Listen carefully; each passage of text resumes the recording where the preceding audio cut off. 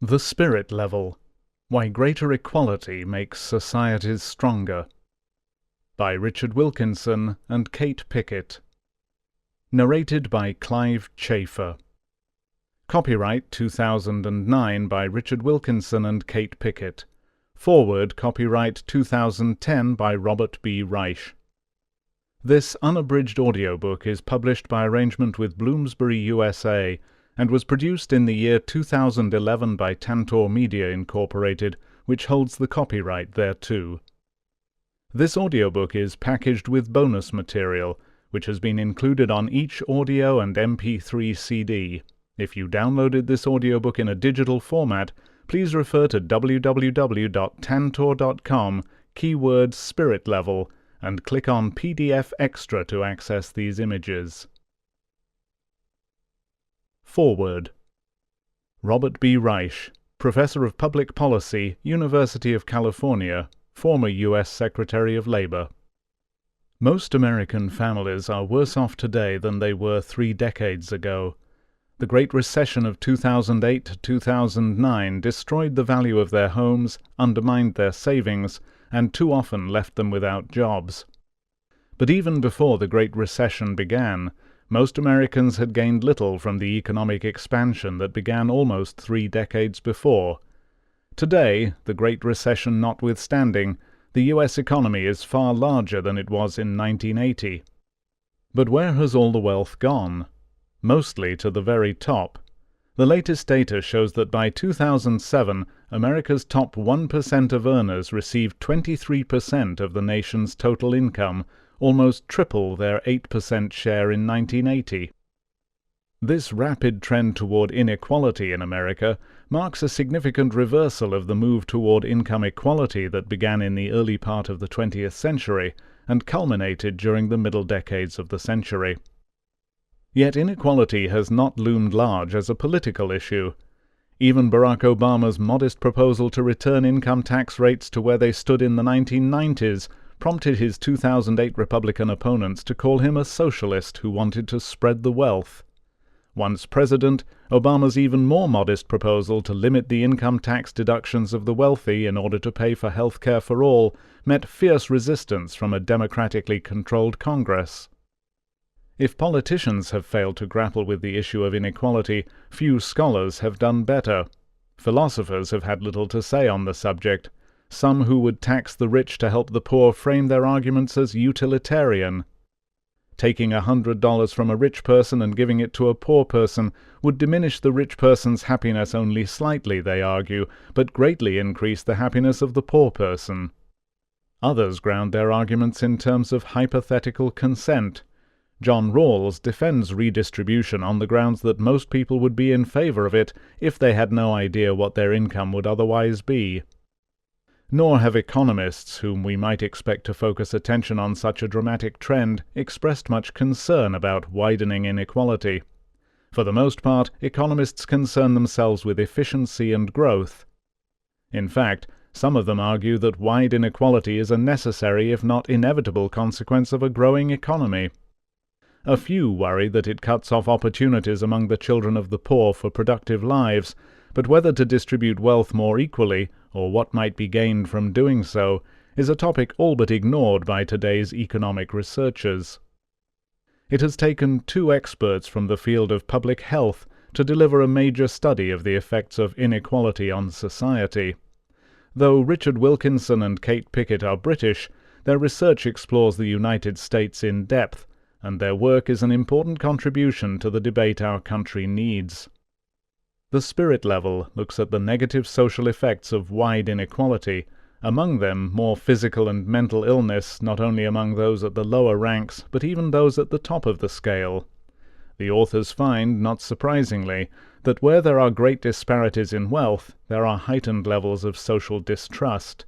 They argue convincingly that wide inequality is bad for a society, and that more equal societies tend to do better on many measures of social health and wealth. But if wide inequality is socially dysfunctional, then why are certain countries, such as the United States, becoming so unequal? largely because of the increasing gains to be had by being just a bit better than other competitors in a system becoming ever more competitive. Consider executive pay.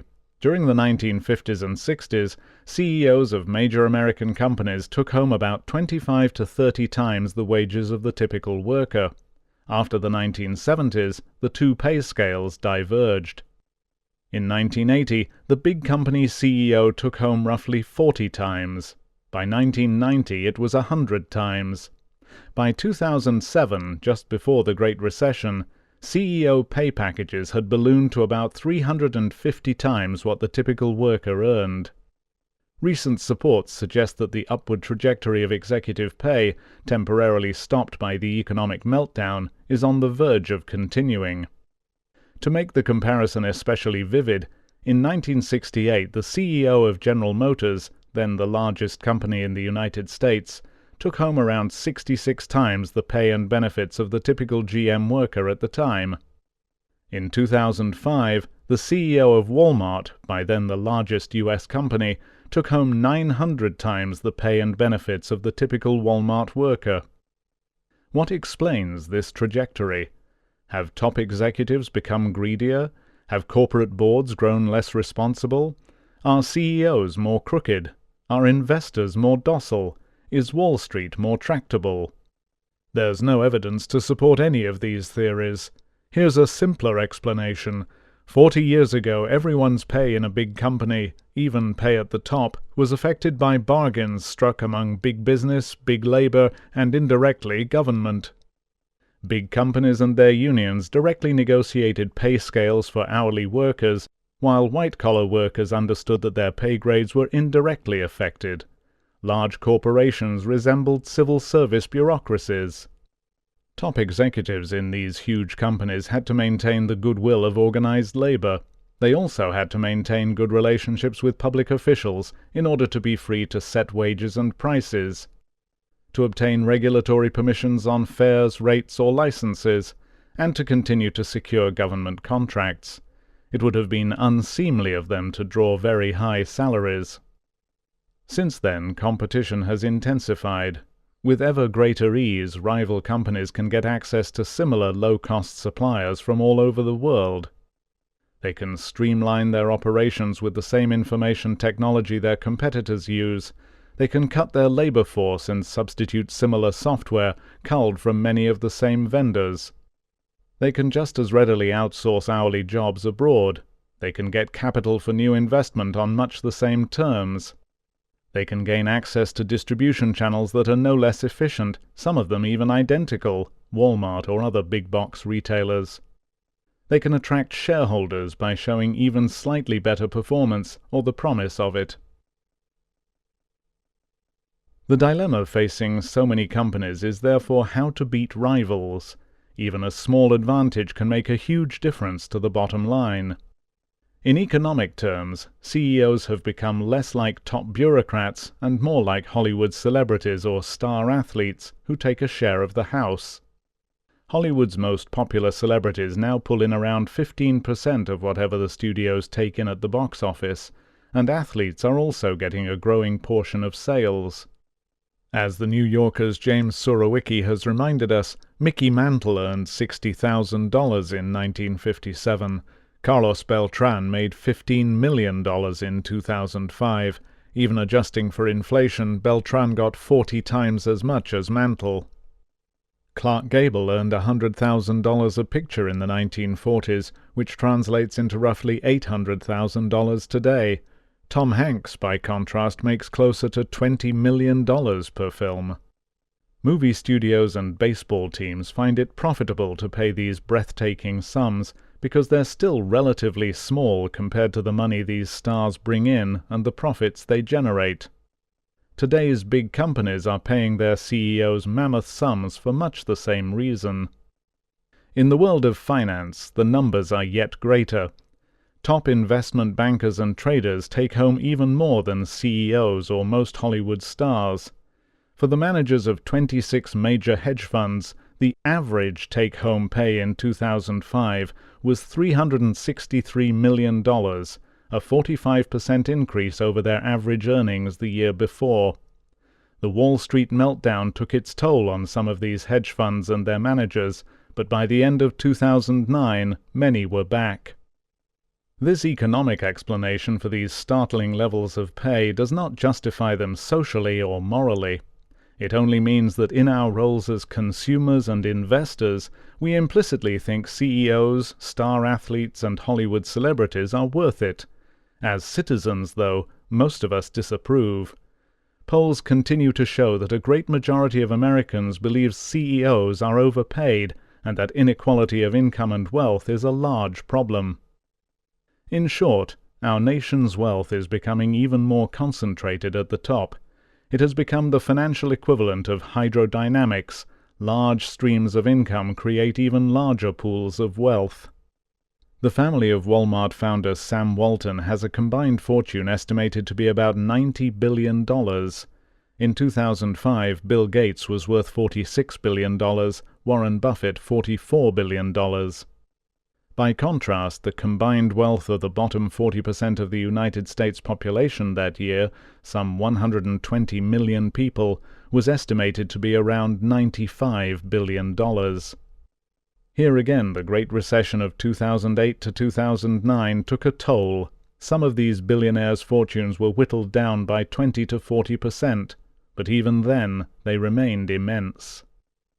As citizens, we may feel that inequality on this scale cannot possibly be good for us, and Wilkinson and Pickett supply the evidence that confirms our gut sense of unease. Such inequality undermines the trust, solidarity, and mutuality on which responsibilities of citizenship depend. It creates a new aristocracy whose privileges perpetuate themselves over generations. One of the striking findings in these pages is that America now has less social mobility than many poorer countries, and it breeds cynicism among the rest of us.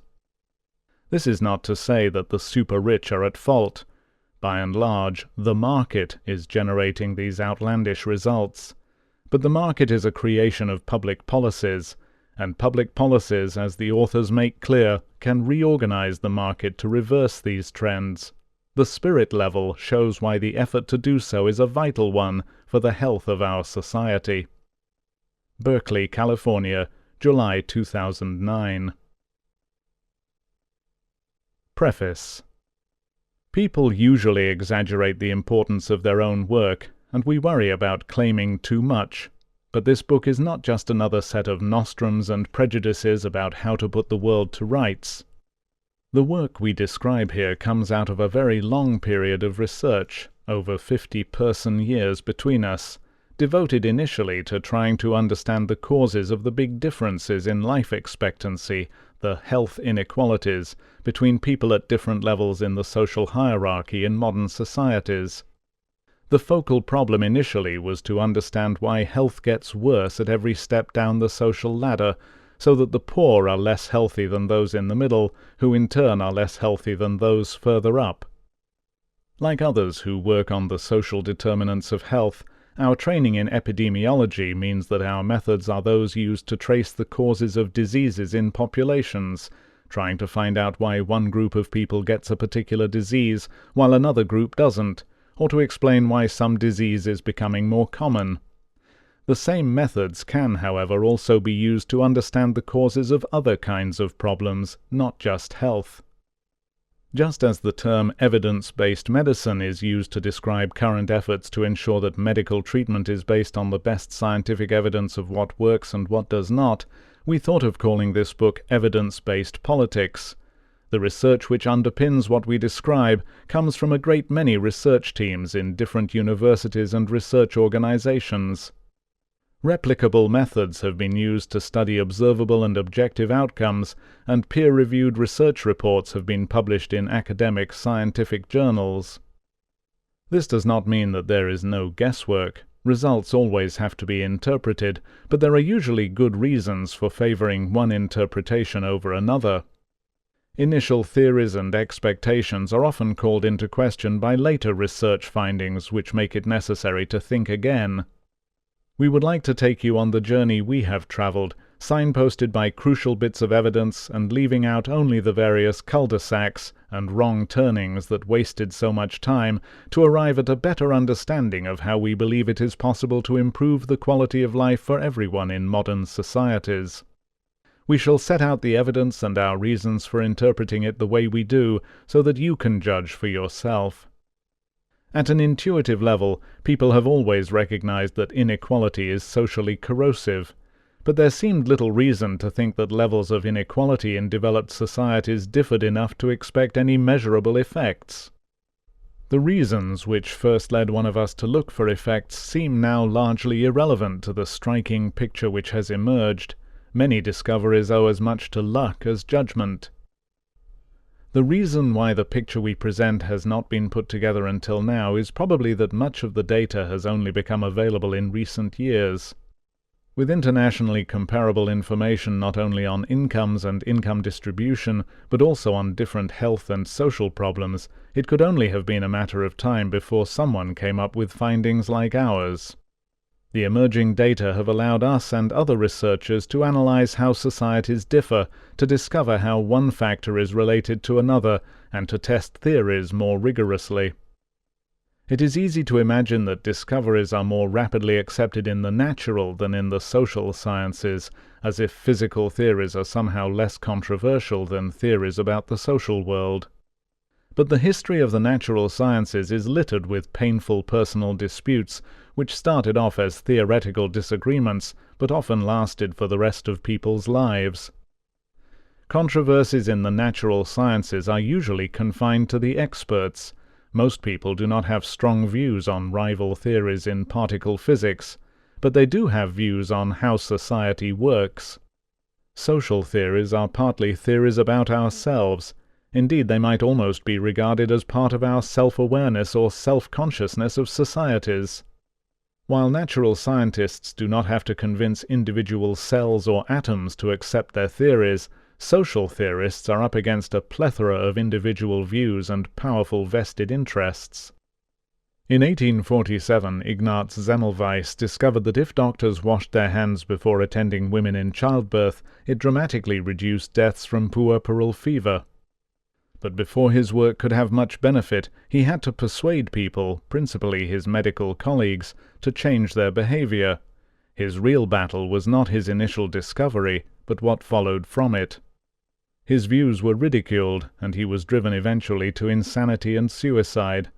Much of the medical profession did not take his work seriously until Louis Pasteur and Joseph Lister had developed the germ theory of disease, which explained why hygiene was important.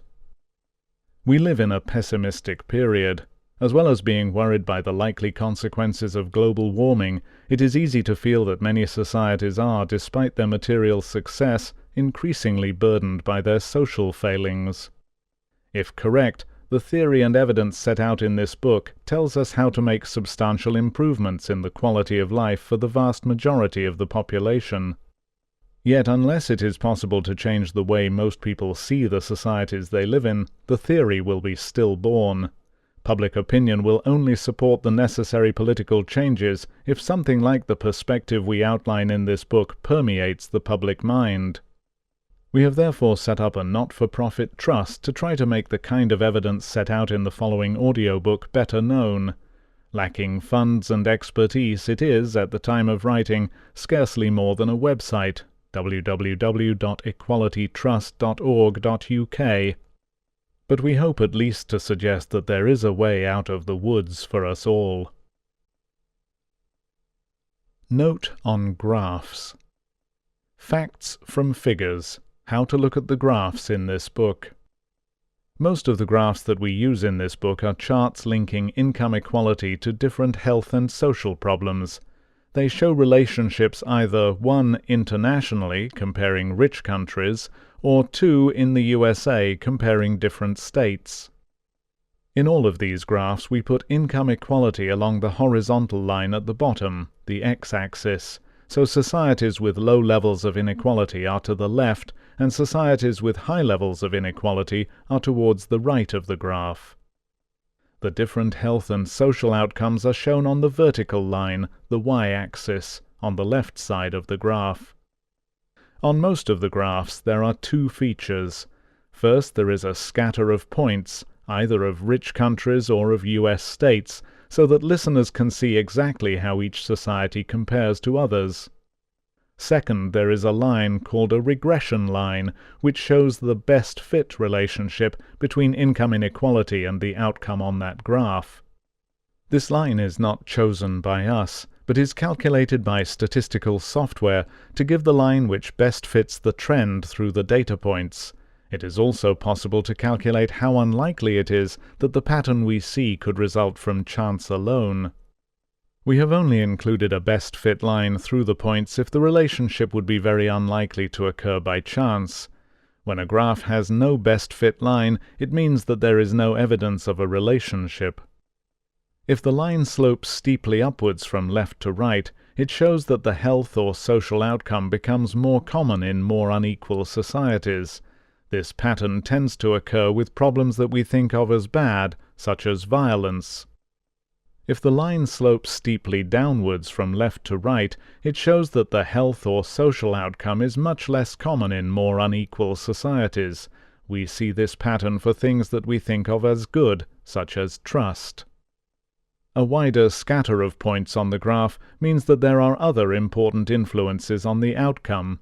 It may not mean that inequality is not a powerful influence, simply that other factors matter as well. A narrow scattering of points means that there is a very close relationship between inequality and the outcome, and that inequality is an excellent predictor of the outcome. Further details of our methods can be found at www.equalitytrust.org.uk. Part 1. Material Success, Social Failure. 1. The End of an Era. Quote, I care for riches to make gifts to friends, or lead a sick man back to health with ease and plenty. Else small aid is wealth for daily gladness. Once a man be done with hunger, rich and poor are all as one. Unquote. Euripides, Electra. It is a remarkable paradox that at the pinnacle of human material and technical achievement, we find ourselves anxiety-ridden, prone to depression, worried about how others see us, unsure of our friendships, driven to consume, and with little or no community life. Lacking the relaxed social contact and emotional satisfaction we all need, we seek comfort in overeating, obsessive shopping and spending, or become prey to excessive alcohol, psychoactive medicines, and illegal drugs. How is it that we have created so much mental and emotional suffering, despite levels of wealth and comfort unprecedented in human history? Often what we feel is missing is little more than time enjoying the company of friends, yet even that can seem beyond us. We talk as if our lives were a constant battle for psychological survival, struggling against stress and emotional exhaustion, but the truth is that the luxury and extravagance of our lives is so great that it threatens the planet. Research from the Harvard Institute for Public Innovation, commissioned by the Merck Family Foundation in the USA, shows that people feel that materialism somehow comes between them and the satisfaction of their social needs. A report entitled Yearning for Balance, based on a nationwide survey of Americans, concluded that they were, quote, deeply ambivalent about wealth and material gain, unquote. A large majority of people wanted society to, quote, move away from greed and excess toward a way of life more centered on values, community, and family, unquote. But they also felt that these priorities were not shared by most of their fellow Americans, who they believed had become, quote, increasingly atomized, selfish, and irresponsible, unquote. As a result, they often felt isolated. However, the report says that when brought together in focus groups to discuss these issues, people were, quote, surprised and excited to find that others shared their views, unquote. Rather than uniting us with others in a common cause, the unease we feel about the loss of social values and the way we are drawn into the pursuit of material gain is often experienced as if it were a purely private ambivalence which cuts us off from others. Mainstream politics no longer taps into these issues and has abandoned the attempt to provide a shared vision capable of inspiring us to create a better society. As voters, we have lost sight of any collective belief that society could be different. Instead of a better society, the only thing almost everyone strives for is to better their own position as individuals within the existing society.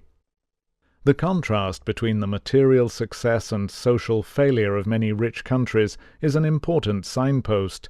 It suggests that, if we are to gain further improvements in the real quality of life, we need to shift attention from material standards and economic growth to ways of improving the psychological and social well-being of whole societies. However, as soon as anything psychological is mentioned, discussion tends to focus almost exclusively on individual remedies and treatments. Political thinking seems to run into the sand. It is now possible to piece together a new, compelling and coherent picture of how we can release societies from the grip of so much dysfunctional behavior. A proper understanding of what is going on could transform politics and the quality of life for all of us. It would change our experience of the world around us, change what we vote for, and change what we demand from our politicians. In this book we show that the quality of social relations in a society is built on material foundations. The scale of income differences has a powerful effect on how we relate to each other. Rather than blaming parents, religion, values, education, or the penal system, we will show that the scale of inequality provides a powerful policy lever on the psychological well-being of all of us. Just as it once took studies of weight gain in babies to show that interacting with a loving caregiver is crucial to child development, so it has taken studies of death rates and of income distribution to show the social needs of adults and to demonstrate how societies can meet them. Long before the financial crisis which gathered pace in the later part of 2008, British politicians commenting on the decline of community or the rise of various forms of antisocial behaviour would sometimes refer to our broken society. The financial collapse shifted attention to the broken economy, and while the broken society was sometimes blamed on the behavior of the poor, the broken economy was widely attributed to the rich. Stimulated by the prospects of ever bigger salaries and bonuses, those in charge of some of the most trusted financial institutions threw caution to the wind and built houses of cards which could stand only within the protection of a thin speculative bubble. But the truth is that both the broken society and the broken economy resulted from the growth of inequality. Where the evidence leads. We shall start by outlining the evidence which shows that we have got close to the end of what economic growth can do for us. For thousands of years, the best way of improving the quality of human life was to raise material living standards. When the wolf was never far from the door, good times were simply times of plenty. But for the vast majority of people in affluent countries, the difficulties of life are no longer about filling our stomachs, having clean water, and keeping warm. Most of us now wish we could eat less rather than more, and for the first time in history, the poor are, on average, fatter than the rich. Economic growth, for so long the great engine of progress, has in the rich countries largely finished its work.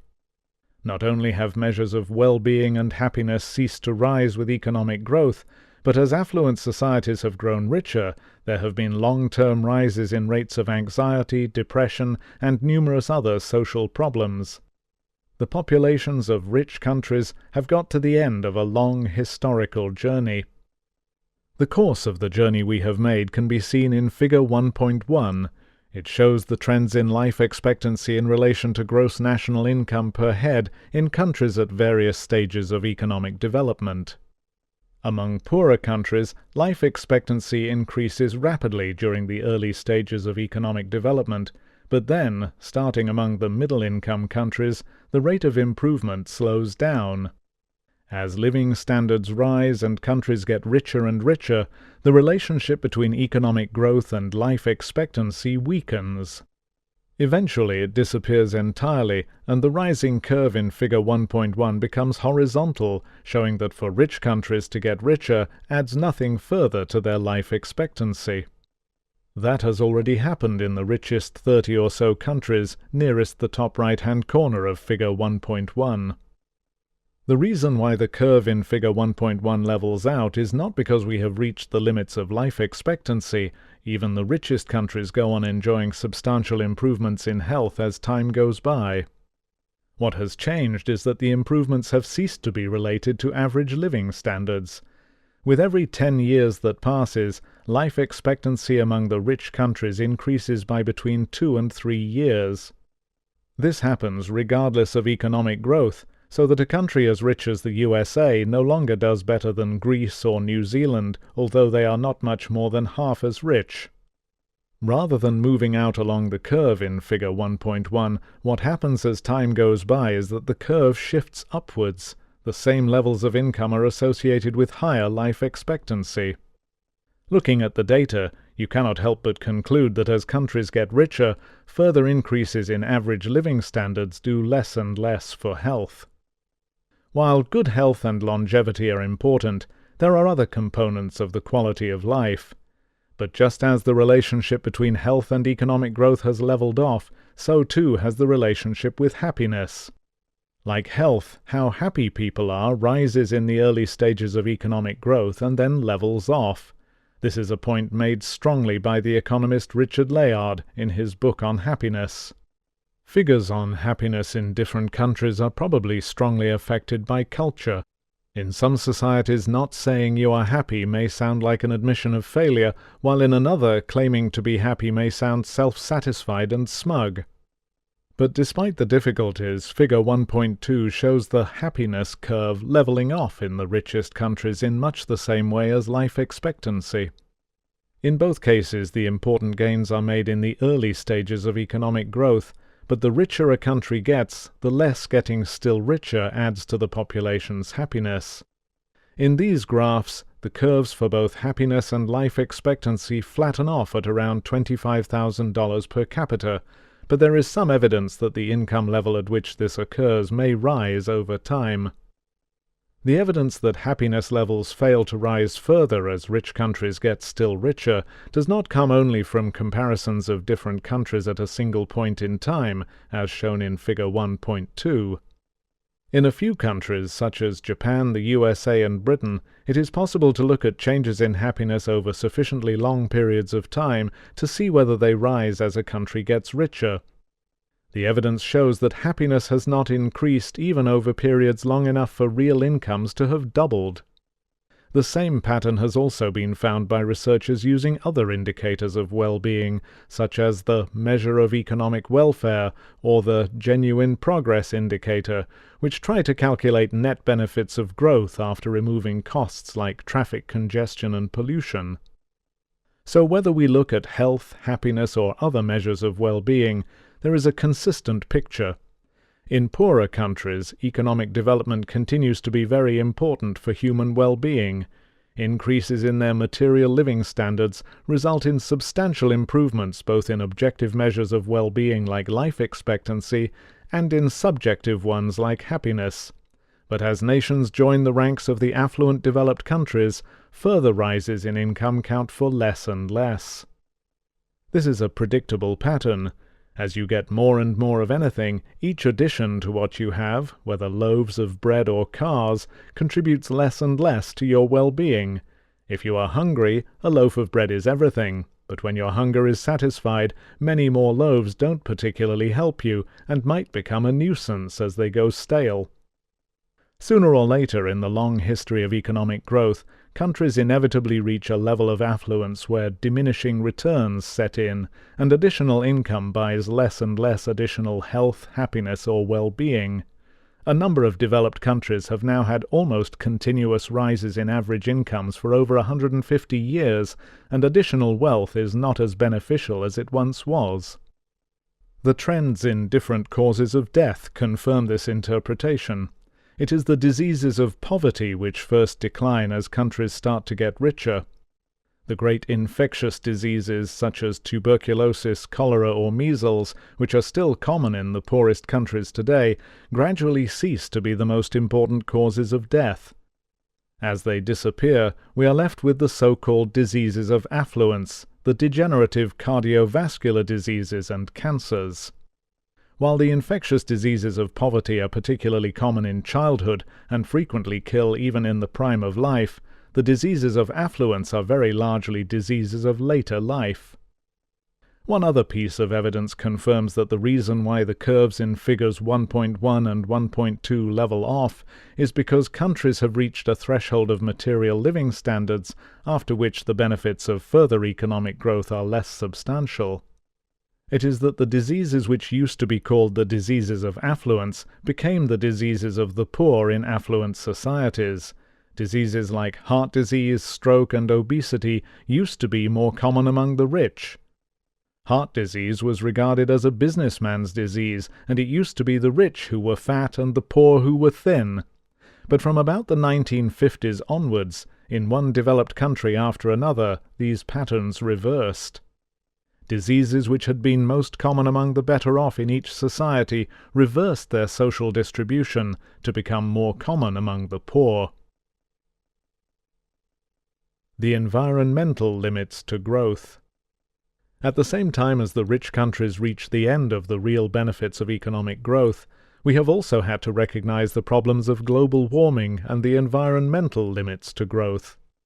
The dramatic reductions in carbon emissions needed to prevent runaway climate change and rises in sea levels may mean that even present levels of consumption are unsustainable, particularly if living standards in the poorer developing world are to rise as they need to.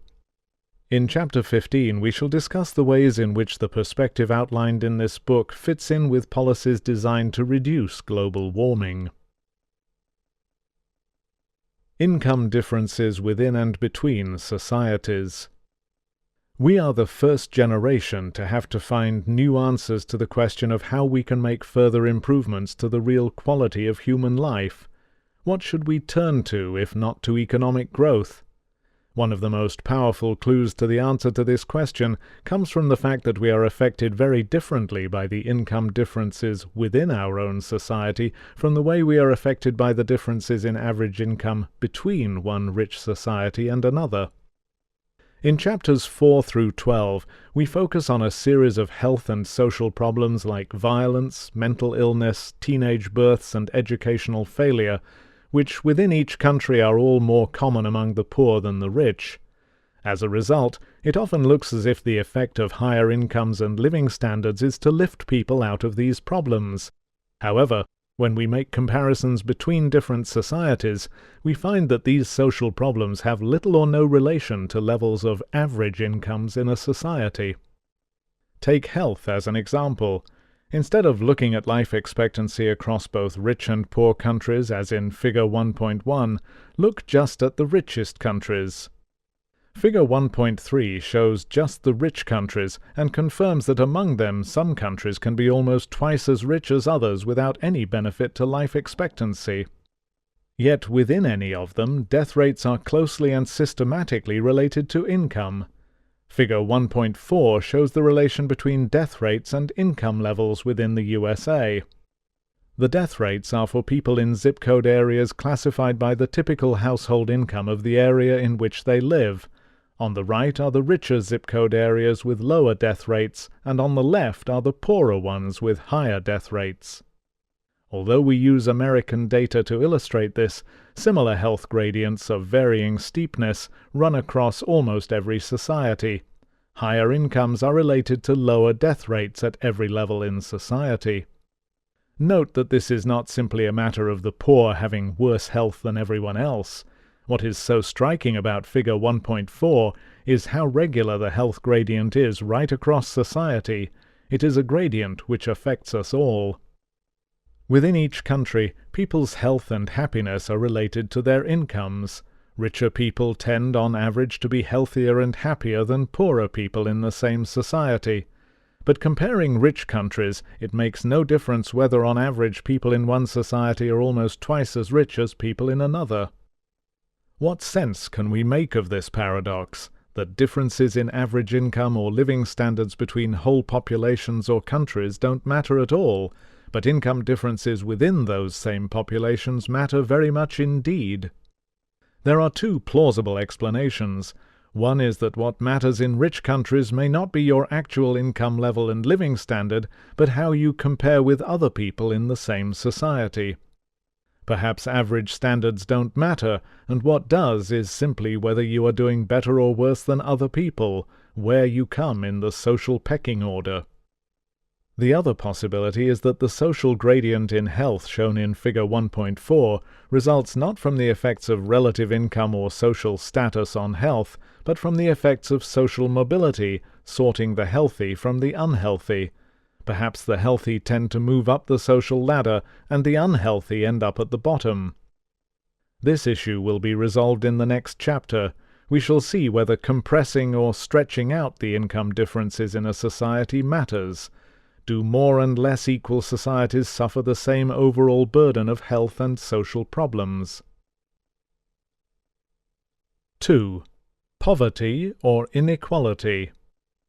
Quote, "Poverty is not a certain small amount of goods, nor is it just a relation between means and ends. Above all, it is a relation between people. Poverty is a social status. It has grown as an invidious distinction between classes." Unquote. Marshall Salins, Stone Age Economics. How much inequality? In the last chapter we saw that economic growth and increases in average incomes have ceased to contribute much to well-being in the rich countries. But we also saw that within societies, health and social problems remain strongly associated with incomes. In this chapter, we will see whether the amount of income inequality in a society makes any difference. Figure 2.1 shows how the size of income differences varies from one developed country to another. At the top are the most equal countries, and at the bottom are the most unequal. The length of the horizontal bars shows how much richer the richest 20% of the population is in each country compared to the poorest 20%. Within countries such as Japan and some of the Scandinavian countries at the top of the chart, the richest 20% are less than 4 times as rich as the poorest 20%. At the bottom of the chart are countries in which these differences are at least twice as big, including 2 in which the richest 20% get about 9 times as much as the poorest. Among the most unequal are Singapore, USA, Portugal, and the United Kingdom. The figures are for household income after taxes and benefits, adjusted for the number of people in each household.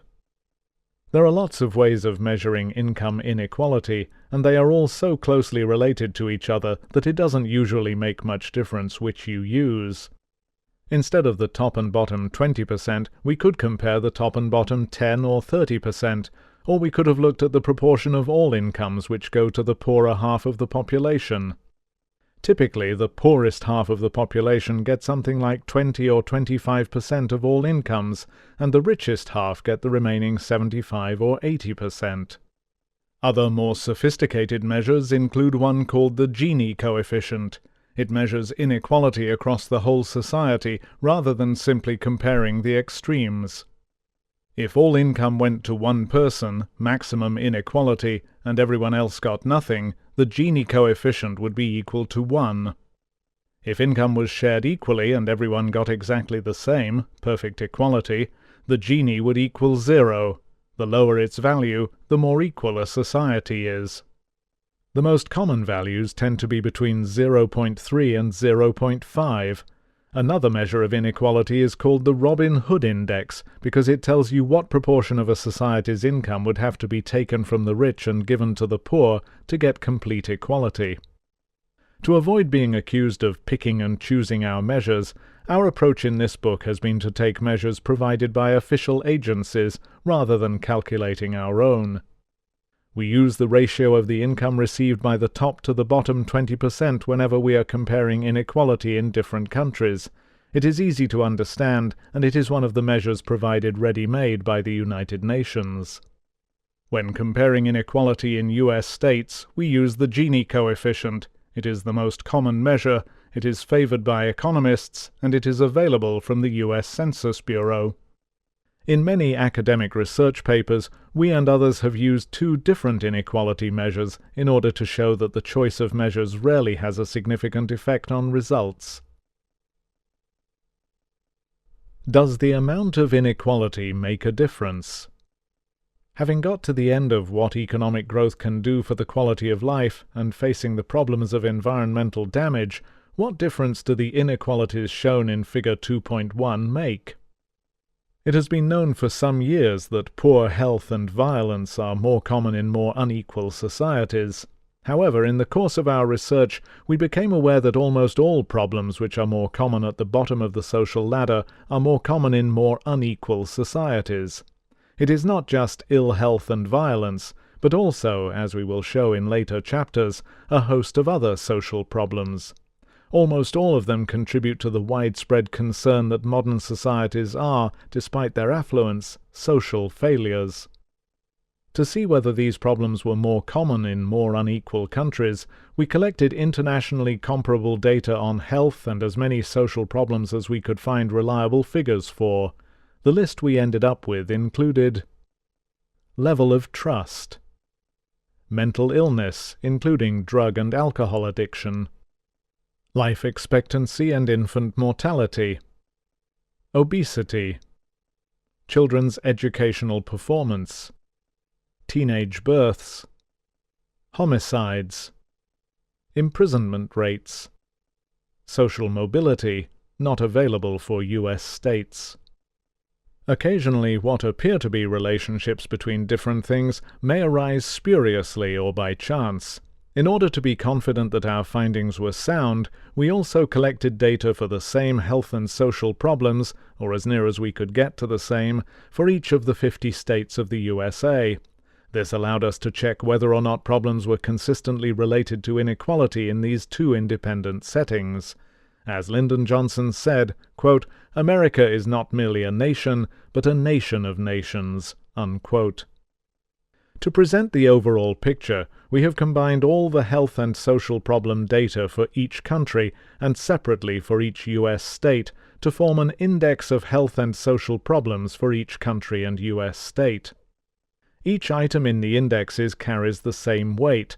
So, for example, the score for mental health has as much influence on a society's overall score as the homicide rate or the teenage birth rate.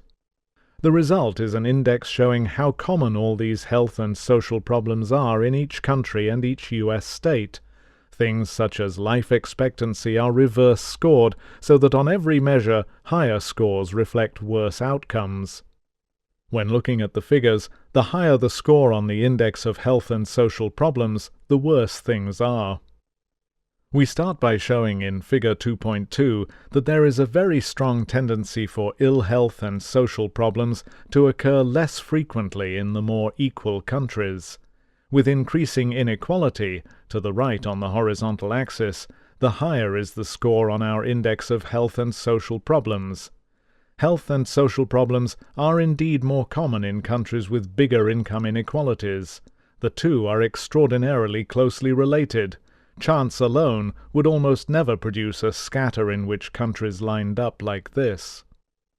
To emphasize that the prevalence of poor health and social problems in whole societies really is related to inequality rather than to average living standards, we show in Figure 2.3 the same index of health and social problems, but this time in relation to average incomes, national income per person. It shows that there is no similarly clear trend toward better outcomes in richer countries. This confirms what we saw in Figures 1.1 and 1.2 in the first chapter.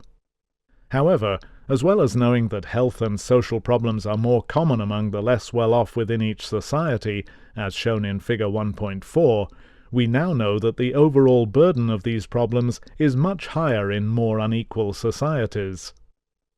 To check whether these results are not just some odd fluke, let us see whether similar patterns also occur when we look at the 50 states of the USA.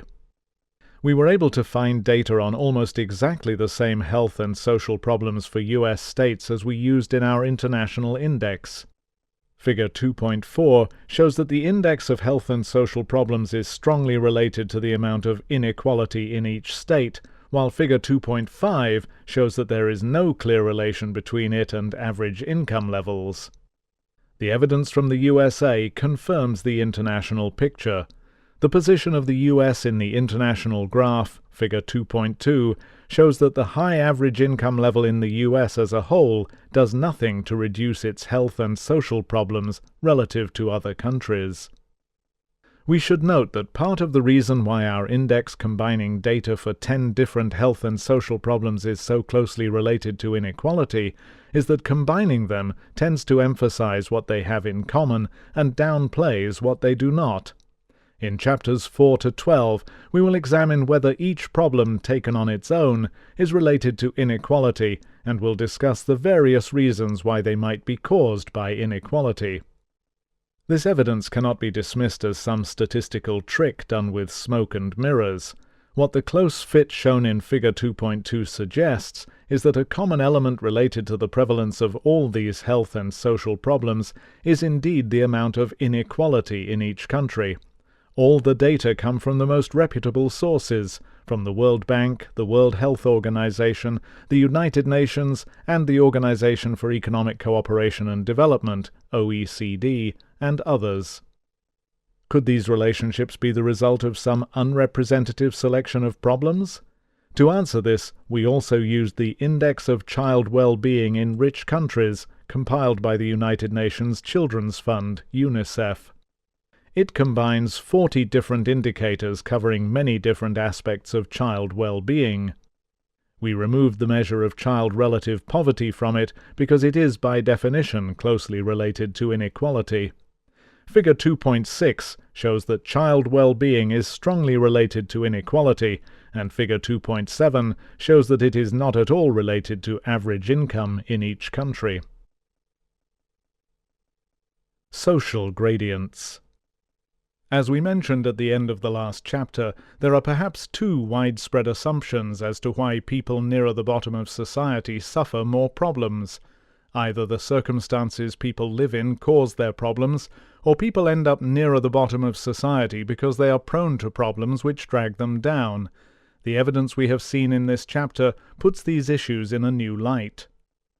Let's first consider the view that society is a great sorting system, with people moving up or down the social ladder according to their personal characteristics and vulnerabilities.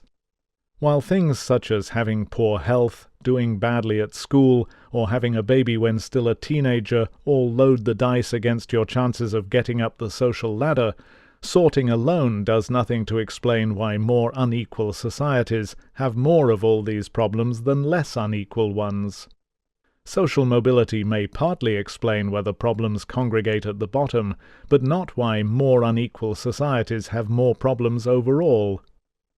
The view that social problems are caused directly by poor material conditions, such as bad housing, poor diets, lack of educational opportunities, and so on, implies that richer developed societies would do better than the others.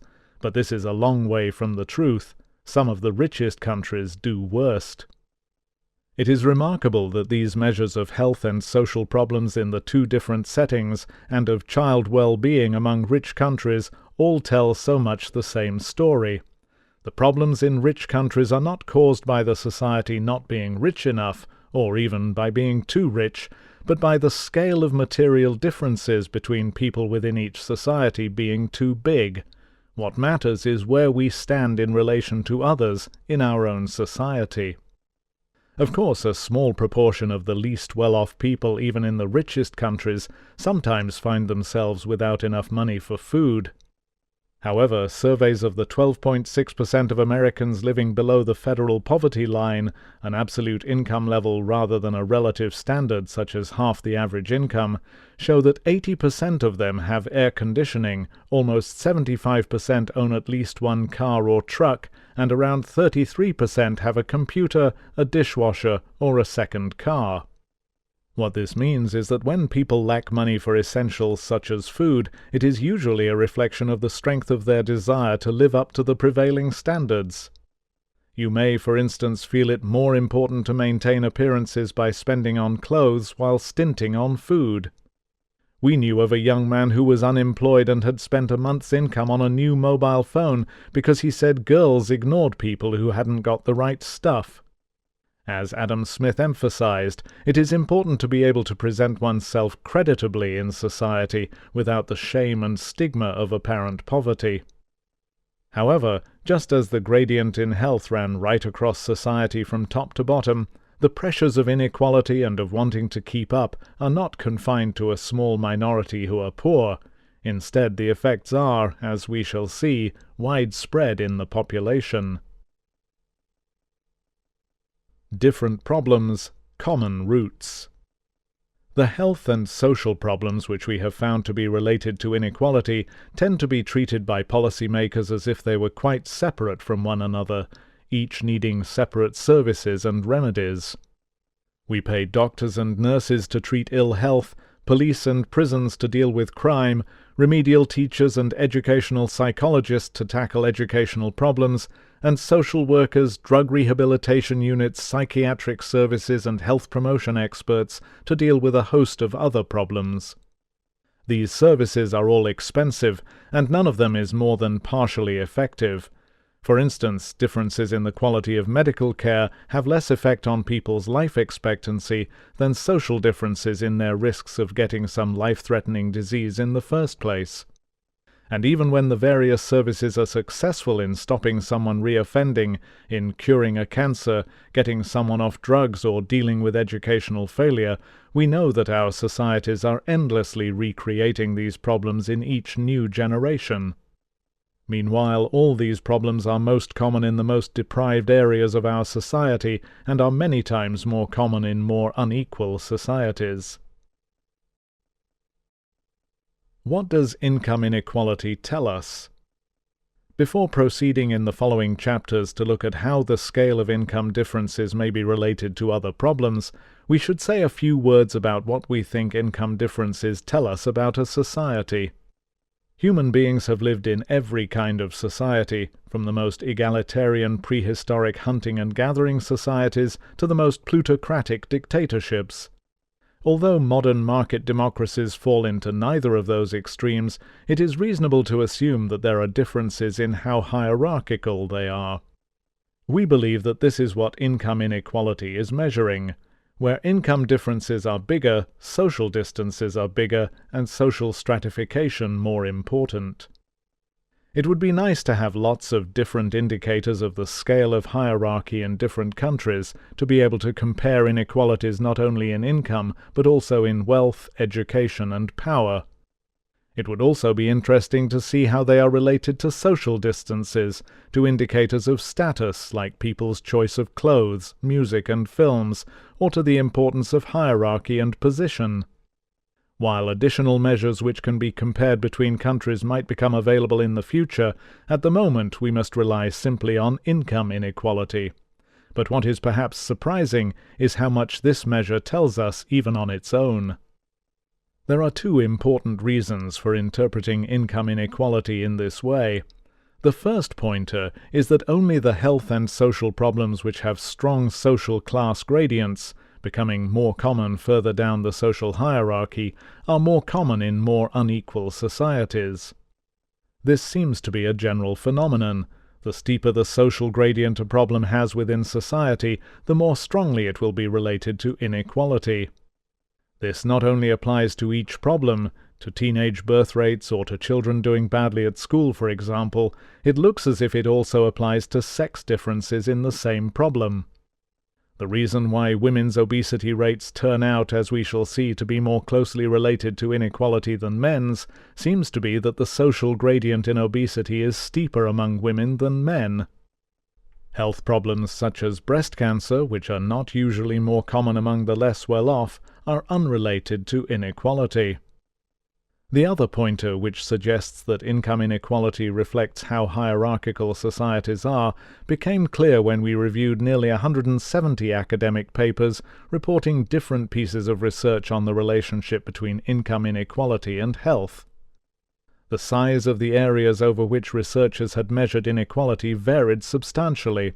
Some had calculated how much inequality there was in local neighborhoods and looked to see if it was related to average death rates in those neighborhoods.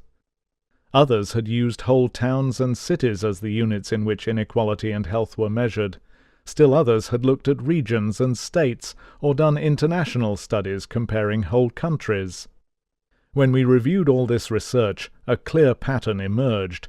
While there was overwhelming evidence that inequality was related to health when both were measured in large areas, regions, states, or whole countries, the findings were much more mixed when inequality was measured in small local areas.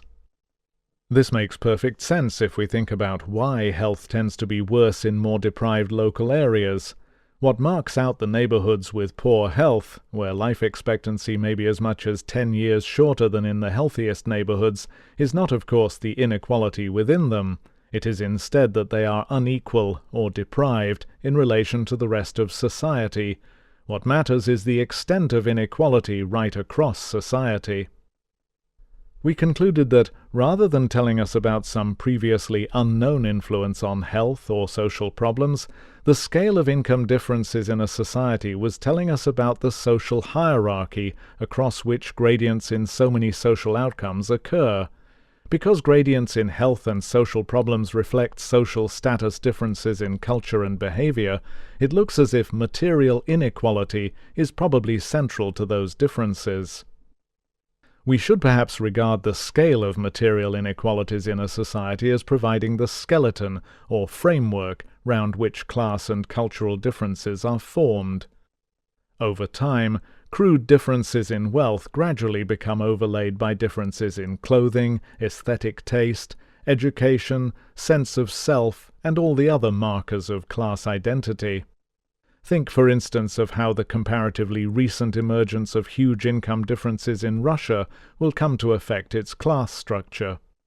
When the children of the new Russian oligarchs have grown up in grand houses, attended private schools, and traveled the world, they will have developed all the cultural trappings of an upper class.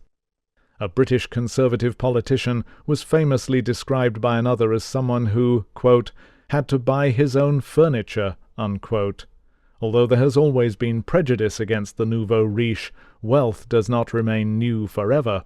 Once the furniture is inherited, it becomes old money. Even as far back as the 18th century, when people thought that birth and breeding were what defined the upper echelons of society, if you lost your fortune, you might maintain status briefly as genteel poor, but after a generation or so, there would be little to distinguish you from the rest of the poor. Moreover, as Jane Austen shows in both Mansfield Park and Sense and Sensibility, the consequences, whatever your birth, of marrying for love rather than money could be serious. Whether material wealth is made or lost, you cannot long remain a person of substance without it, and it is surely because material differences provide the framework round which social distinctions develop that people have often regarded inequality as socially divisive. Quality of life for all, and national standards of performance. Having come to the end of what higher material living standards can offer us, we are the first generation to have to find other ways of improving the real quality of life. The evidence shows that reducing inequality is the best way of improving the quality of the social environment, and so the real quality of life for all of us. As we shall see in Chapter 13, this includes the better off. It is clear that greater equality, as well as improving the well-being of the whole population, is also the key to national standards of achievement and how countries perform in lots of different fields. When health inequalities first came to prominence on the public health agenda in the early 1980s, people would sometimes ask why there was so much fuss about inequalities. They argued that the task of people working in public health was to raise overall standards of health as fast as possible. In relation to that, it was suggested that health inequalities were a side issue of little relevance. We can now see that the situation may be almost the opposite of that. National standards of health, and of other outcomes which we shall discuss in later chapters, are substantially determined by the amount of inequality in a society. If you want to know why one country does better or worse than another, the first thing to look at is the extent of inequality. There is not one policy for reducing inequality in health or the educational performance of school children, and another for raising national standards of performance. Reducing inequality is the best way of doing both. And if, for instance, a country wants higher average levels of educational achievement among its school children, it must address the underlying inequality which creates a steeper social gradient in educational achievement. Developing countries. Before leaving this topic, we should emphasize that although inequality also matters in developing countries, it may do so for a different mix of reasons. In the rich countries, it is now the symbolic importance of wealth and possessions that matters. What purchases say about status and identity is often more important than the goods themselves. Put crudely, second-rate goods are assumed to reflect second-rate people. Possessions are markers of status everywhere, but in poorer societies where necessities are a much larger part of consumption, the reasons why more equal societies do better may have less to do with status issues and more to do with fewer people being denied access to food, clean water, and shelter. It is only among the very richest countries that health and well-being are no longer related to gross national income per person. In poorer countries it is still essential to raise living standards, and it is most important among the poorest. In those societies, a more equal distribution of resources will mean fewer people will be living in shanty towns with dirty water and food insecurity, or trying to scrape a living from inadequate landholdings. In the next chapter we will look in a little more detail at why people in the developed world are so sensitive to inequality that it can exert such a major effect on the psychological and social well-being of modern populations. 3. How inequality gets under the skin. Quote, "'Tis very certain that each man carries in his eye the exact indication of his rank in the immense scale of men, and we are always learning to read it." Unquote. Ralph Waldo Emerson, The Conduct of Life. How is it that we are affected as strongly by inequality and our position within society as the data in the last chapter suggest? Before exploring, as we shall in the next 9 chapters, the relations between inequality and a wide range of social problems, including those in our Index of Health and Social Problems, we want to suggest why human beings might be so sensitive to inequality. As inequality is an aspect of the broad structure of societies, explanations of its effects involve showing how individuals are affected by the social structure. It is individuals, not the societies themselves, who have poor health, are violent, or become teenage mothers. Although individuals do not have an income distribution, they do have a relative income, social status, or class position in the wider society.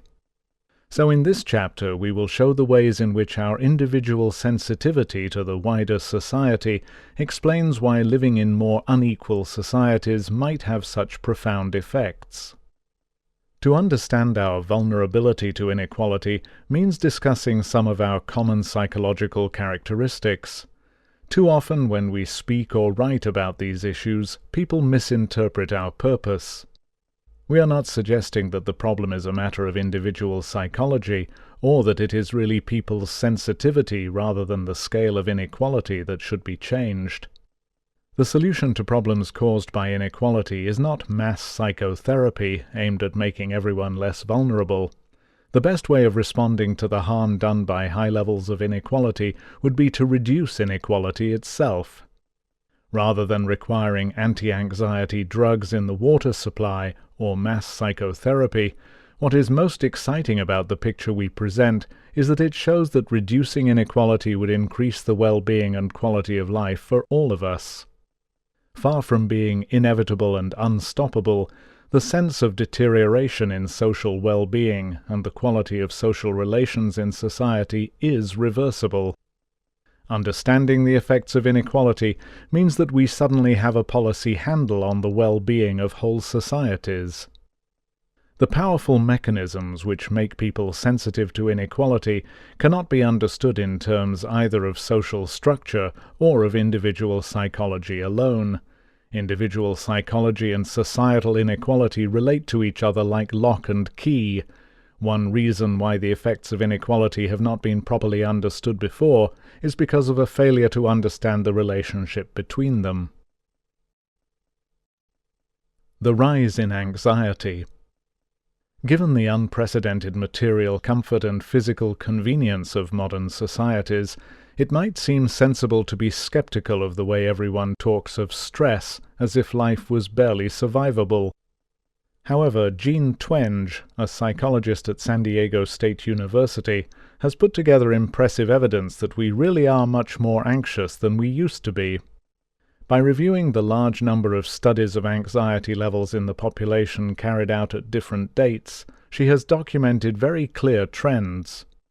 She found 269 broadly comparable studies measuring anxiety levels in the USA at various times between 1952 and 1993. Together, the surveys covered over 52,000 individuals. What they showed was a continuous upward trend throughout this 40-year period. Her results for men and women are shown in Figure 3.1. Each dot in the graph shows the average level of anxiety found in a study recorded against the date it was undertaken. The rising trend across so many studies is unmistakable. Whether she looked at college students or at children, Twenge found the same pattern. The average college student at the end of the period was more anxious than 85% of the population at the beginning of it, and even more staggering, by the late 1980s, the average American child was more anxious than child psychiatric patients in the 1950s. This evidence comes from the administration of standardized anxiety measures to samples of the population. It cannot be explained away by saying that people have become more aware of anxiety. The worsening trend also fits what we know has been happening in related conditions such as depression. Depression and anxiety are closely connected. People who suffer from one often suffer from the other, and psychiatrists sometimes treat the two conditions in similar ways. There are now large numbers of studies showing substantial increases in rates of depression in developed countries. Some studies have looked at change over the last half-century or so by comparing the experience of one generation with another, while taking care to avoid pitfalls such as an increased awareness leading to more frequent reporting of depression. Others have compared rates in studies which have followed up representative samples of the population born in different years. In Britain, for example, depression measured among people in their mid-20s was found to be twice as common in a study of 10,000 or so people born in 1970 as it had been in a similar study carried out earlier of people in their mid-20s born in 1958. Reviews of research conclude that people in many developed countries have experienced substantial rises in anxiety and depression. Among adolescents, these have been accompanied by increases in the frequency of behavioral problems, including crime, alcohol, and drugs. They affected males and females in all social classes and all family types. It is important to understand what these rises in anxiety are about before their relevance to inequality becomes clear. We are not suggesting that they were triggered by increased inequality. That possibility can be discounted because the rises in anxiety and depression seem to start well before the increases in inequality which in many countries took place during the last quarter of the 20th century. It is possible, however, that the trends between the 1970s and 1990s may have been aggravated by increased inequality. This is the end of the CD. The audiobook continues on the next CD. Self-esteem and social insecurity. An important clue to what lies behind the mental health trends comes from evidence that they were accompanied by a surprising rise in what at first was thought to be self-esteem. When compared over time, in much the same way as the trends in anxiety are shown in Figure 3.1, standard measures of self-esteem also showed a very clear long-term upward trend. It looks as if, despite the rising anxiety levels, people were also taking a more positive view of themselves over time. They were, for instance, more likely to say they felt proud of themselves.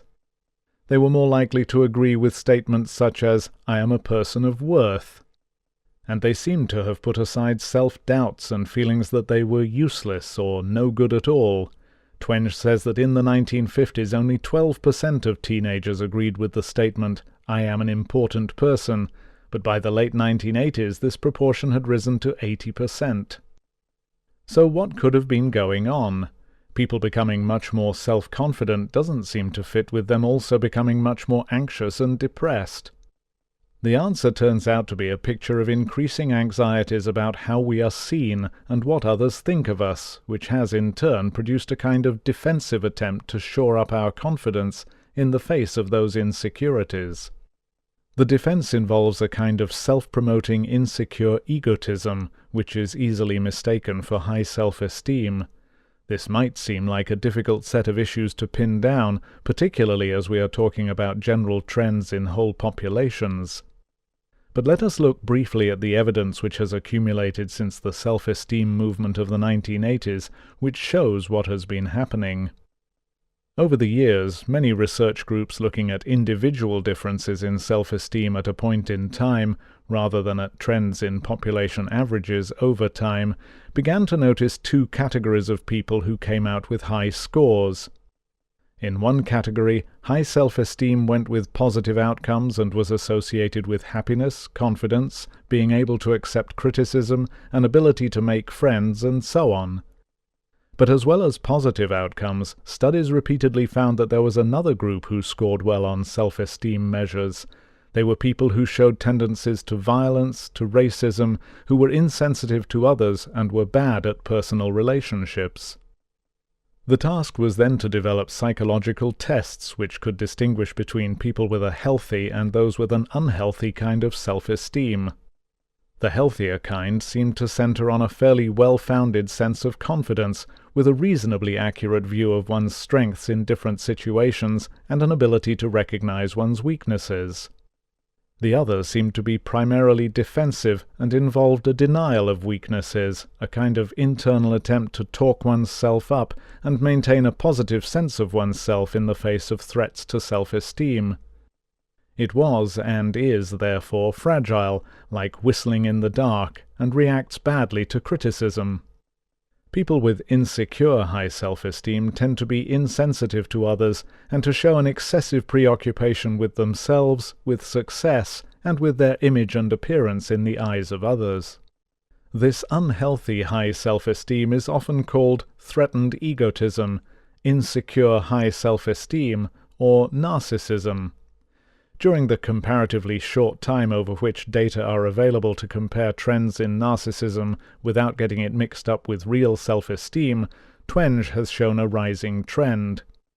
She found that by 2006, 2/3 of American college students scored above what had been the average narcissism score in 1982. The recognition that what we have seen is the rise of an insecure narcissism, particularly among young people, rather than a rise in genuine self-esteem, now seems widely accepted. Threats to the social self.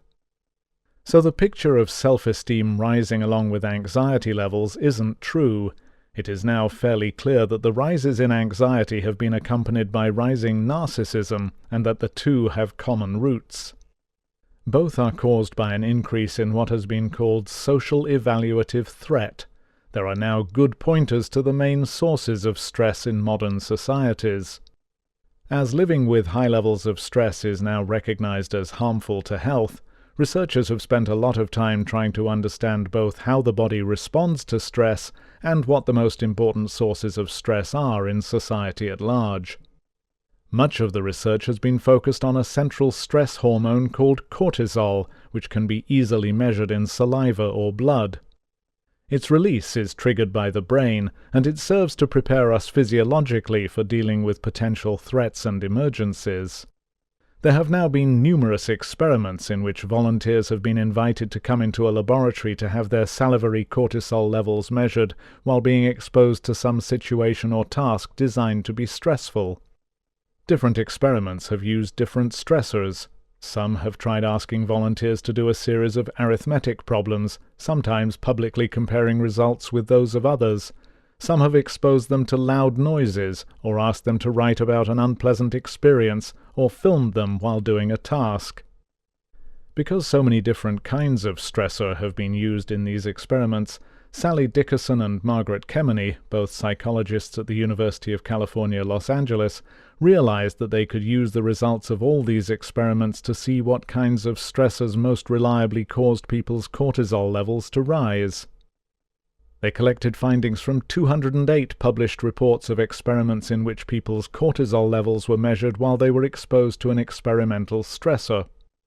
They classified all the different kinds of stressor used in experiments and found that, quote, tasks that included a social evaluative threat, such as threats to self-esteem or social status, in which others could negatively judge performance, particularly when the outcome of the performance was uncontrollable, provoked larger and more reliable cortisol changes than stressors without these particular threats, unquote.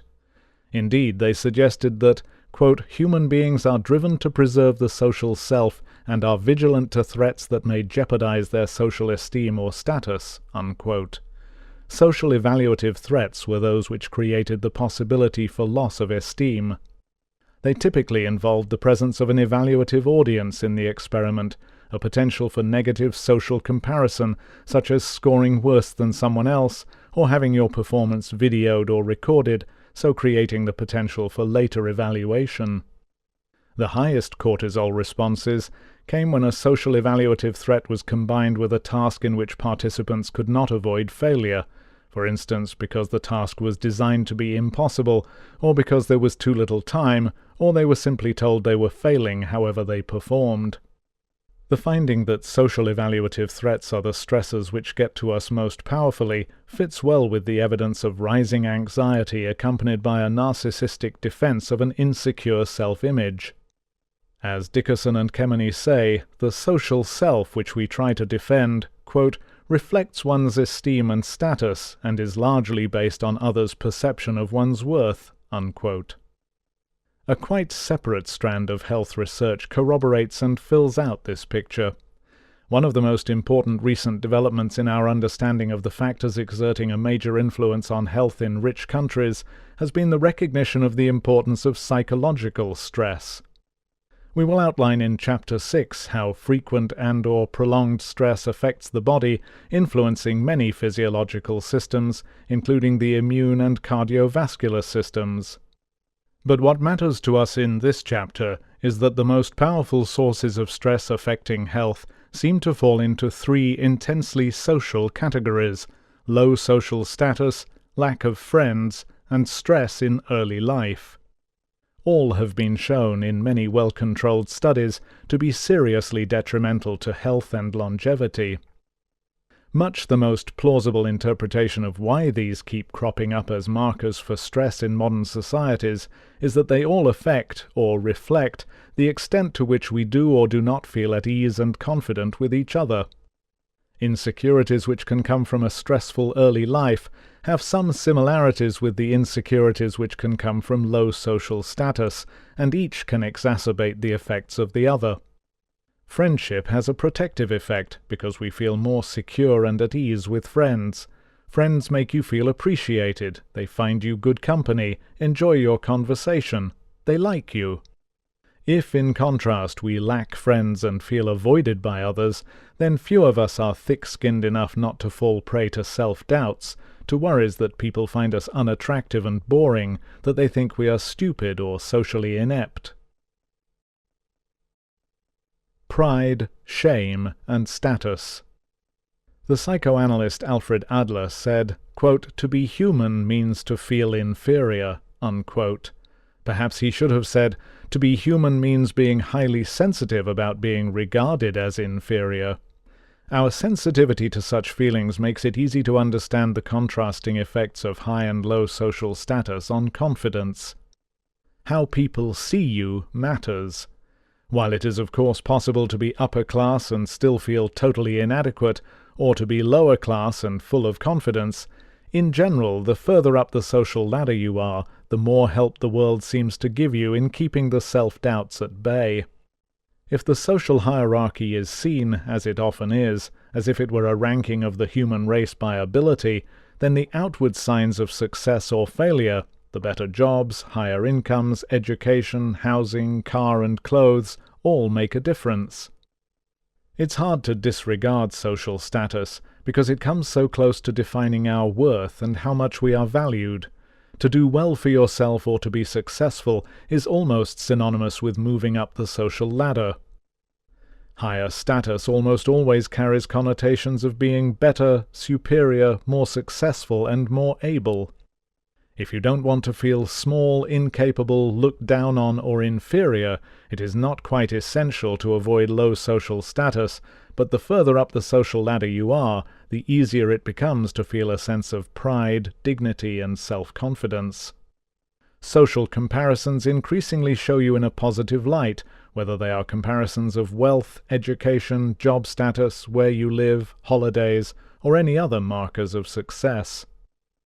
Not only do advertisers play on our sensitivity to social comparisons, knowing we will tend to buy things which enhance how we are seen, but as we shall see in Chapter 10, one of the most common causes of violence, and one which plays a large part in explaining why violence is more common in more unequal societies, is that it is often triggered by loss of face and humiliation when people feel looked down on and disrespected.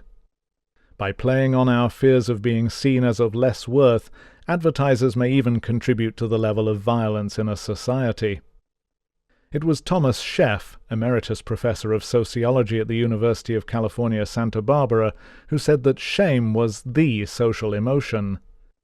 He meant almost exactly what Dickerson and Kemeny were referring to when they found that the most likely kinds of stressors to raise levels of stress hormones were social evaluative threats. By shame, he meant the range of emotions to do with feeling foolish, stupid, ridiculous, inadequate, defective, incompetent, awkward, exposed, vulnerable, and insecure. Shame and its opposite, pride, are rooted in the processes through which we internalize how we imagine others see us. Sheff called shame the social emotion because pride and shame provide the social evaluative feedback as we experience ourselves as if through others' eyes. Pride is the pleasure and shame the pain through which we are socialized so that we learn from early childhood onwards to behave in socially acceptable ways. Nor, of course, does it stop in childhood. Our sensitivity to shame continues to provide the basis for conformity throughout adult life. People often find even the smallest infringement of social norms in the presence of others causes so much embarrassment that they are left wishing they could just disappear, or that the ground would swallow them up. Although the Dickerson and Kemeny study found that it was exposure to social evaluative threats which most reliably raised levels of stress hormones, that does not tell us how frequently people suffer from such anxieties. Are they a very common part of everyday life, or only occasional? An answer to that question comes from the health research showing that low social status, lack of friends, and a difficult early childhood are the most important markers of psychosocial stress in modern societies. If our interpretation of these three factors is right, it suggests that these kinds of social anxiety and insecurity are the most common sources of stress in modern societies. Helen Lewis, a psychoanalyst who drew people's attention to shame emotions, thought she saw very frequent behavioral indications of shame or embarrassment, perhaps not much more than we would call a momentary feeling of awkwardness or self-consciousness, when her patients gave an embarrassed laugh or hesitated at particular points while speaking in a way suggesting slight nervousness. From community to mass society. Why have these social anxieties increased so dramatically over the last half-century, as Twenge's studies showing rising levels of anxiety and fragile narcissistic egos suggest they have? Why does the social evaluative threat seem so great? A plausible explanation is the breakup of the settled communities of the past. People used to grow up knowing and being known by many of the same people all their lives. Although geographical mobility had been increasing for several generations, the last half-century has seen a particularly rapid rise. At the beginning of this period, it was still common for people, in rural and urban areas alike, never to have travelled much beyond the boundaries of their immediate city or village community. Married brothers and sisters, parents and grandparents tended to remain living nearby, and the community consisted of people who had often known each other for much of their lives. But now that so many people move from where they grew up, knowledge of neighbours tends to be superficial or non-existent. People's sense of identity used to be embedded in the community to which they belonged, in people's real knowledge of each other, but now it is cast adrift in the anonymity of mass society. Familiar faces have been replaced by a constant flux of strangers. As a result, who we are, identity itself, is endlessly open to question. The problem is shown even in the difficulty we have in distinguishing between the concept of the esteem in which we may or may not be held by others and our own self-esteem. The evidence of our sensitivity to social evaluative threat, coupled with Twenge's evidence of long-term rises in anxiety and narcissism, suggests that we may, by the standards of any previous society, have become highly self-conscious, obsessed with how we appear to others, worried that we might come across as unattractive, boring, stupid, or whatever, and constantly trying to manage the impressions we make. And at the core of our interactions with strangers is our concern at the social judgments and evaluations they might make.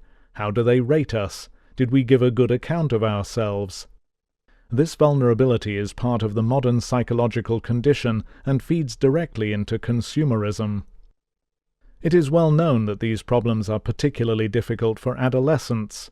While their sense of themselves is most uncertain, they have to cope in schools of 1,000 or more of their peers. It is hardly surprising that peer pressure becomes such a powerful force in their lives that so many are dissatisfied with what they look like or succumb to depression and self-harm. Inequality increases evaluation anxieties. Although the rises in anxiety that seem to center on social evaluation predate the rise in inequality, it is not difficult to see how rising inequality and social status differences may impact on them. Rather than being entirely separate spheres, how much status and wealth people achieve, from unskilled low-paid work to success, money, and preeminence, affects not only their sense of themselves, but also how positively they are seen even by friends and family. Our need to feel valued and capable human beings means we crave positive feedback and often react with anger even to implied criticism. Social status carries the strongest messages of superiority and inferiority, and social mobility is widely seen as a process by which people are sorted by ability. Indeed, in job applications and promotions, where discrimination by age, sex, race, or religion is prohibited, it is the task of the interview panel to discriminate between individuals exclusively by ability, just as long as they don't make inferences from gender or skin color, etc. Greater inequality seems to heighten people's social evaluation anxieties by increasing the importance of social status. Instead of accepting each other as equals on the basis of our common humanity as we might in more equal settings, getting the measure of each other becomes more important as status differences widen. We come to see social position as a more important feature of a person's identity. Between strangers it may often be the dominant feature. As Ralph Waldo Emerson, the 19th-century American philosopher, said, quote, "'Tis very certain that each man carries in his eye the exact indication of his rank in the immense scale of men, and we are always learning to read it." Unquote.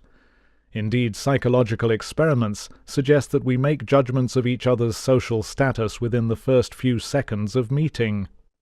No wonder first impressions count, and no wonder we feel social evaluation anxieties.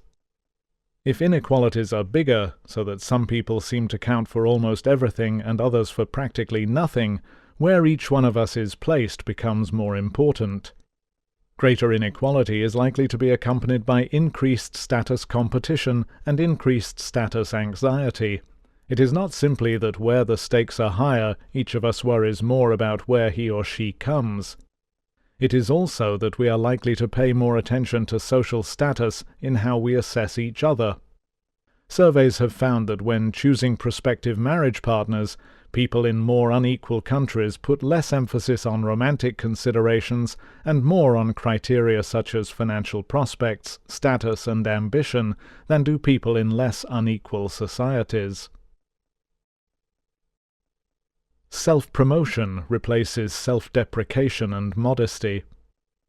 Comparing Japan with the USA, that is, the most equal with almost the most unequal of the rich market democracies, see Figure 2.1, research has revealed a stark contrast between the way people see and present themselves to others in the two countries. In Japan, people choose a much more self-deprecating and self-critical way of presenting themselves, which contrasts sharply with the much more self-enhancing style in the USA. While Americans are more likely to attribute individual successes to their own abilities and their failures to external factors, the Japanese tend to do just the opposite. More than 20 studies in Japan have failed to find any evidence of the more self-serving pattern of attributions common in the USA. In Japan, people tended to pass their successes off as if they were more a reflection of luck than of judgment, while suggesting their failures are probably attributable to their own lack of ability. This Japanese pattern was also found in Taiwan and China. Rather than getting too caught up in psychological terminology, we would do well to see these patterns as differences in how far people value personal modesty, preferring to maintain social bonds by not using their successes to build themselves up as more able than others. As greater inequality increases status competition and social evaluative threat, egos have to be propped up by self-promoting and self-enhancing strategies. Modesty easily becomes a casualty of inequality. We become outwardly tougher and harder in the face of greater exposure to social evaluation anxieties, but inwardly, as the literature on narcissism suggests, probably more vulnerable, less able to take criticism, less good at personal relationships, and less able to recognize our own faults. Liberty, equality, and fraternity. The demand for liberty, equality, and fraternity during the French Revolution shows just how long the issues we have been discussing here have been recognized. The slogan focused attention on the dimensions of social relations which matter most if we are to create a better society and make a difference to the real quality of our lives. Liberty meant not being subservient or beholden to the feudal nobility and landed aristocracy. It was liberty from the feudal shackles of inferiority. Similarly, fraternity reflects a desire for greater mutuality and reciprocity in social relations. We raise the same issues when we talk about community, social cohesion, or solidarity. Their importance to human well-being is demonstrated repeatedly in research which shows how beneficial friendship and involvement in community life is to health. Equality comes into the picture as a precondition for getting the other two right. Not only do large inequalities produce all the problems associated with social differences and the divisive class prejudices which go with them, but as later chapters show, it also weakens community life, reduces trust, and increases violence. Part 2. The Costs of Inequality. 4. Community life and social relations. Quote, "Among the new objects that attracted my attention during my stay in the United States, none struck me with greater force than the equality of conditions. I easily perceived the enormous influence that this primary fact exercises on the workings of the society." Unquote. Alexis de Tocqueville, Democracy in America. In August 2005, Hurricane Katrina hit the Gulf Coast of the southern United States, devastating cities in Mississippi and Louisiana, overwhelming flood protection systems, and leaving 80% of the city of New Orleans underwater.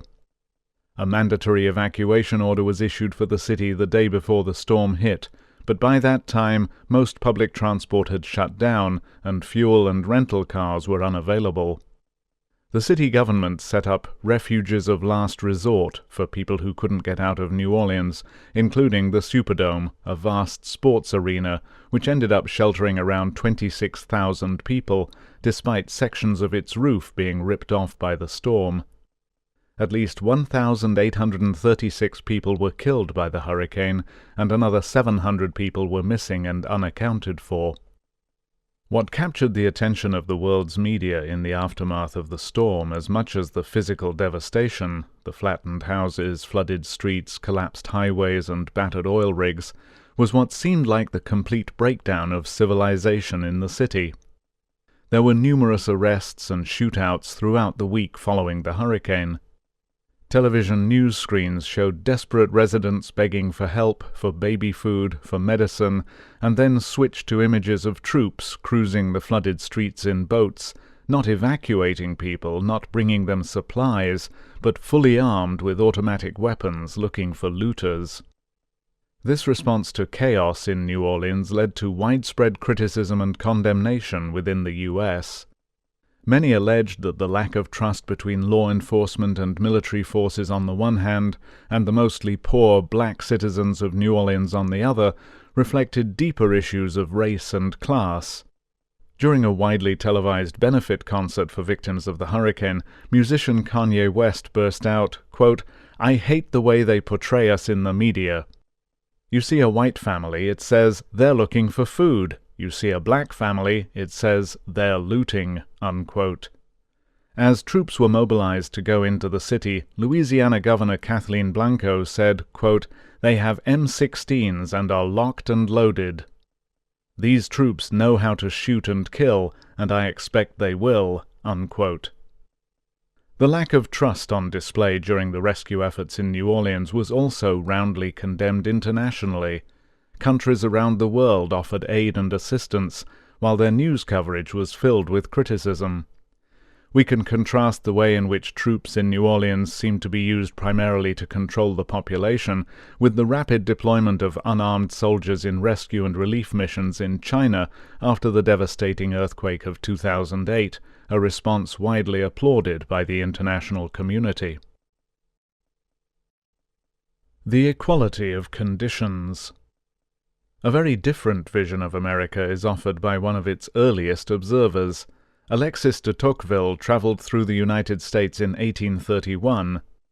He met presidents and ex-presidents, mayors, senators, and judges, as well as ordinary citizens, and everywhere he went he was impressed by the equality of conditions, the blending of social ranks and the abolition of privileges, the way that society was one single mass, at least for whites. He wrote that Americans of all ages, conditions, and all dispositions constantly unite together, that strangers readily congregate in the same places and find neither danger nor advantage in telling each other freely what they think, their manner being natural, open, and unreserved. And de Tocqueville points out the ways in which Americans support one another in times of trouble. Quote, "Should some unforeseen accident occur on the public highway, people run from all sides to help the victim. Should some family fall foul of an unexpected disaster, 1,000 strangers willingly open their purses," unquote. De Tocqueville believed that the equality of conditions he observed had helped to develop and maintain trust among Americans. What's trust got to do with it? But does inequality corrode trust and divide people, government from citizens, rich from poor, minority from majority? This chapter shows that the quality of social relations deteriorates in less equal societies. Inequality, not surprisingly, is a powerful social divider, perhaps because we all tend to use differences in living standards as markers of status differences. We tend to choose our friends from among our near equals, and have little to do with those much richer or much poorer, and when we have less to do with other kinds of people, it's harder for us to trust them. Our position in the social hierarchy affects who we see as part of the in-group and who as out-group, us and them, so affecting our ability to identify with and empathize with other people. Later in the book, we'll show that inequality not only has an impact on how much we look down on others because they have less than we do, but also affects other kinds of discrimination, such as racism and sexism, with attitudes sometimes justified by statements like, "they just don't live like us." De Tocqueville understood this point. A lifelong opponent of slavery, he wrote about the exclusion of both African Americans and Native Americans from the liberty and equality enjoyed by other Americans. Slavery, he thought, could only be maintained because African Americans were viewed as other, so much so that the European is to other races what man himself is to the animals. Empathy is only felt for those we view as equals. The same feeling for one another does not exist between the different classes. Prejudice, thought de Tocqueville, was an imaginary inequality which followed the real inequality produced by wealth and the law. Early socialists and others believed that material inequality was an obstacle to a wider human harmony, to a universal human brotherhood, sisterhood, or comradeship. The data we present in this chapter suggest that this intuition was sound. Inequality is divisive, and even small differences seem to make an important difference. Income inequality and trust. Figures 4.1 and 4.2 show that levels of trust between members of the public are lower in countries and states where income differences are larger. These relationships are strong enough that we can be confident that they are not due to chance. The international data on trust in Figure 4.1 come from the European and World Values Survey, a study designed to allow international comparisons of values and norms. In each country, random samples of the population were asked whether or not they agreed with the statement, "Most people can be trusted." The differences between countries are large. People trust each other most in the Scandinavian countries and the Netherlands. Sweden has the highest levels of trust, with 66% of people feeling that they can trust others.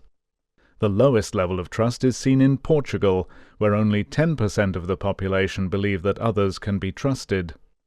So just within these rich market democracies, there are more than six-fold differences in levels of trust, and as the graph shows, high levels of trust are linked to low levels of inequality.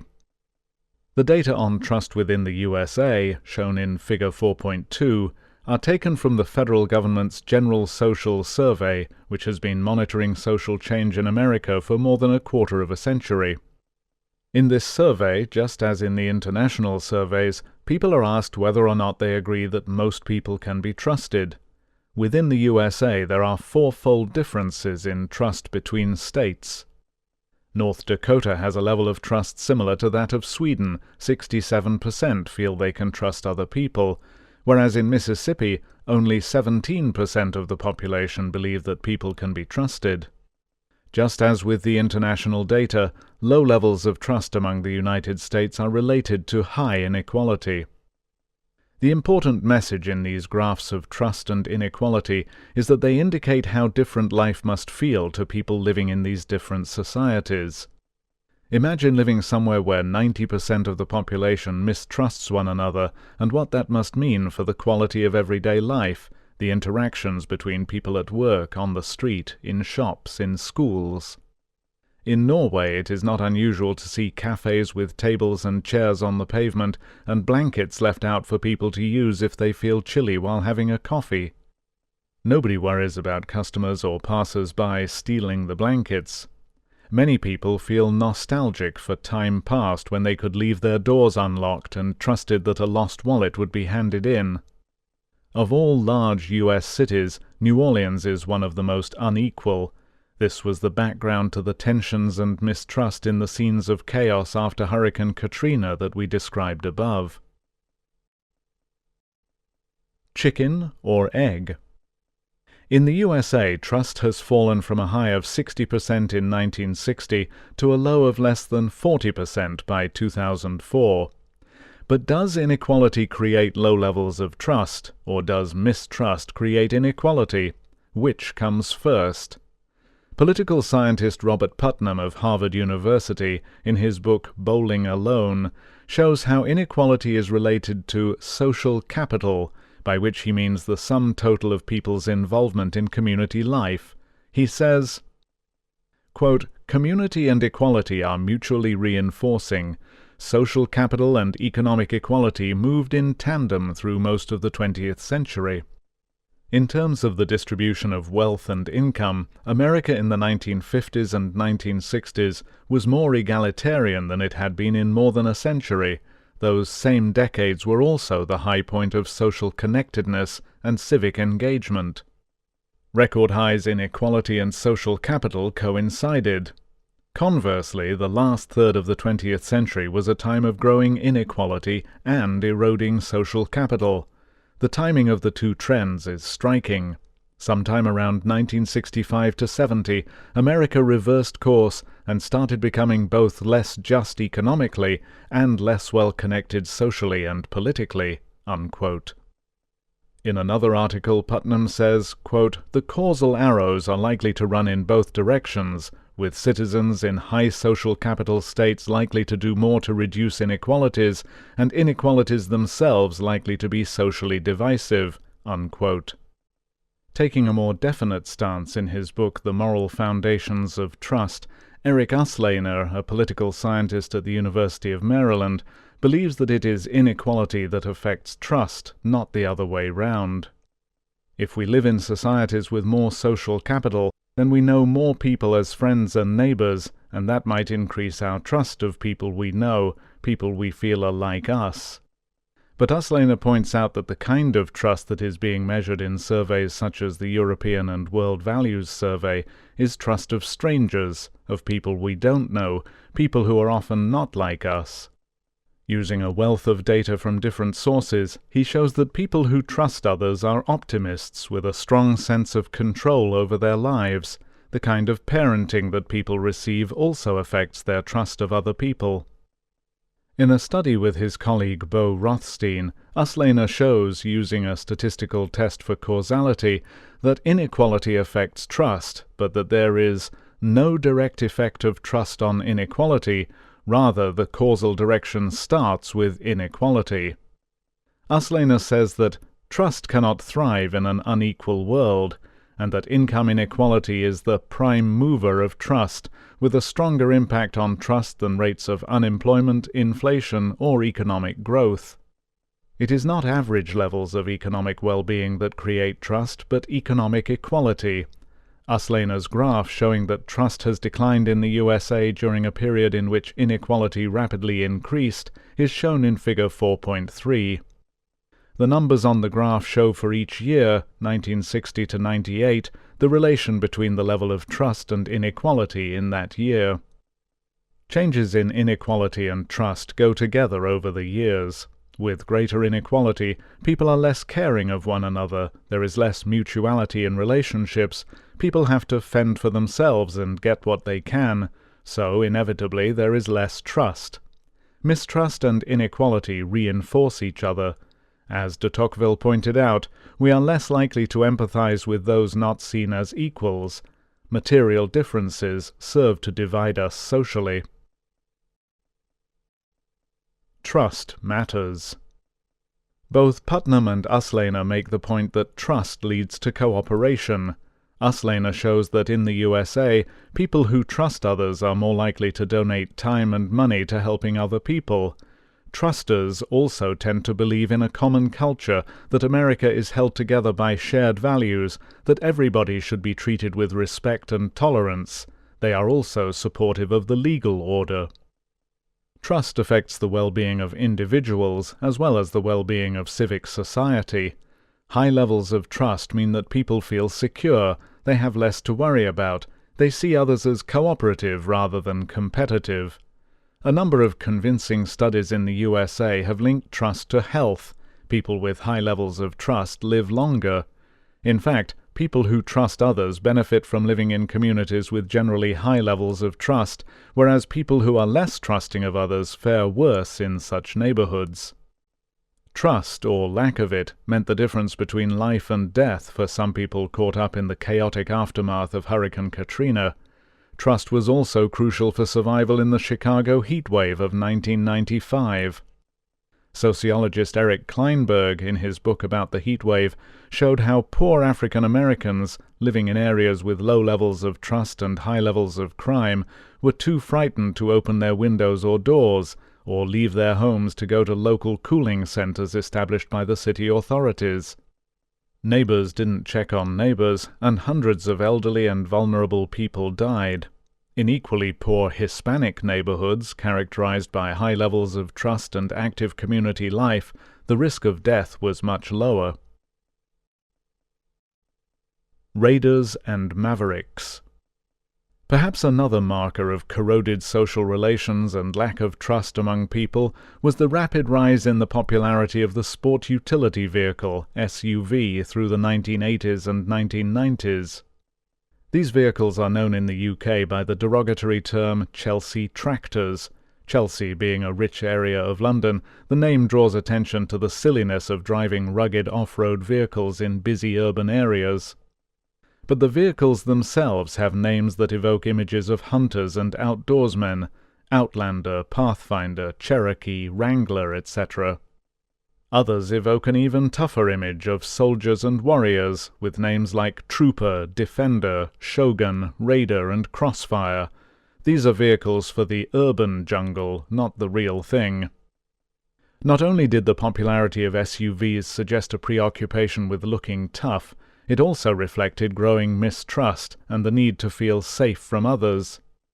Josh Lauer, in his paper Driven to Extremes, asked why military ruggedness became prized above speed or sleekness, and what the rise of the SUV said about American society. He concluded that the trend reflected American attitudes towards crime and violence, an admiration for rugged individualism and the importance of shutting oneself off from contact with others, mistrust. These are not large vehicles born from a cooperative public-spiritedness and a desire to give lifts to hitchhikers. Hitchhiking started to decline just as inequality started to rise in the 1970s. As one anthropologist has observed, people attempt to shield themselves from the threats of a harsh and untrusting society by riding in SUVs, which look armored, and by trying to appear as intimidating as possible to potential attackers. Pollster Michael Adams, writing about the contrasting values of the USA and Canada, pointed out that minivans outsell SUVs in Canada by 2 to 1. The ratio is reversed in America, and Canada is of course more equal than America. Accompanying the rise in SUVs were other signs of Americans' increasing uneasiness and fear of one another: growing numbers of gated communities and increasing sales of home security systems. In more recent years, due to the steeply rising cost of filling their fuel tanks, sales of SUVs have declined, but people still want that rugged image. Sales of smaller, tough-looking crossover vehicles continue to rise. Women's status.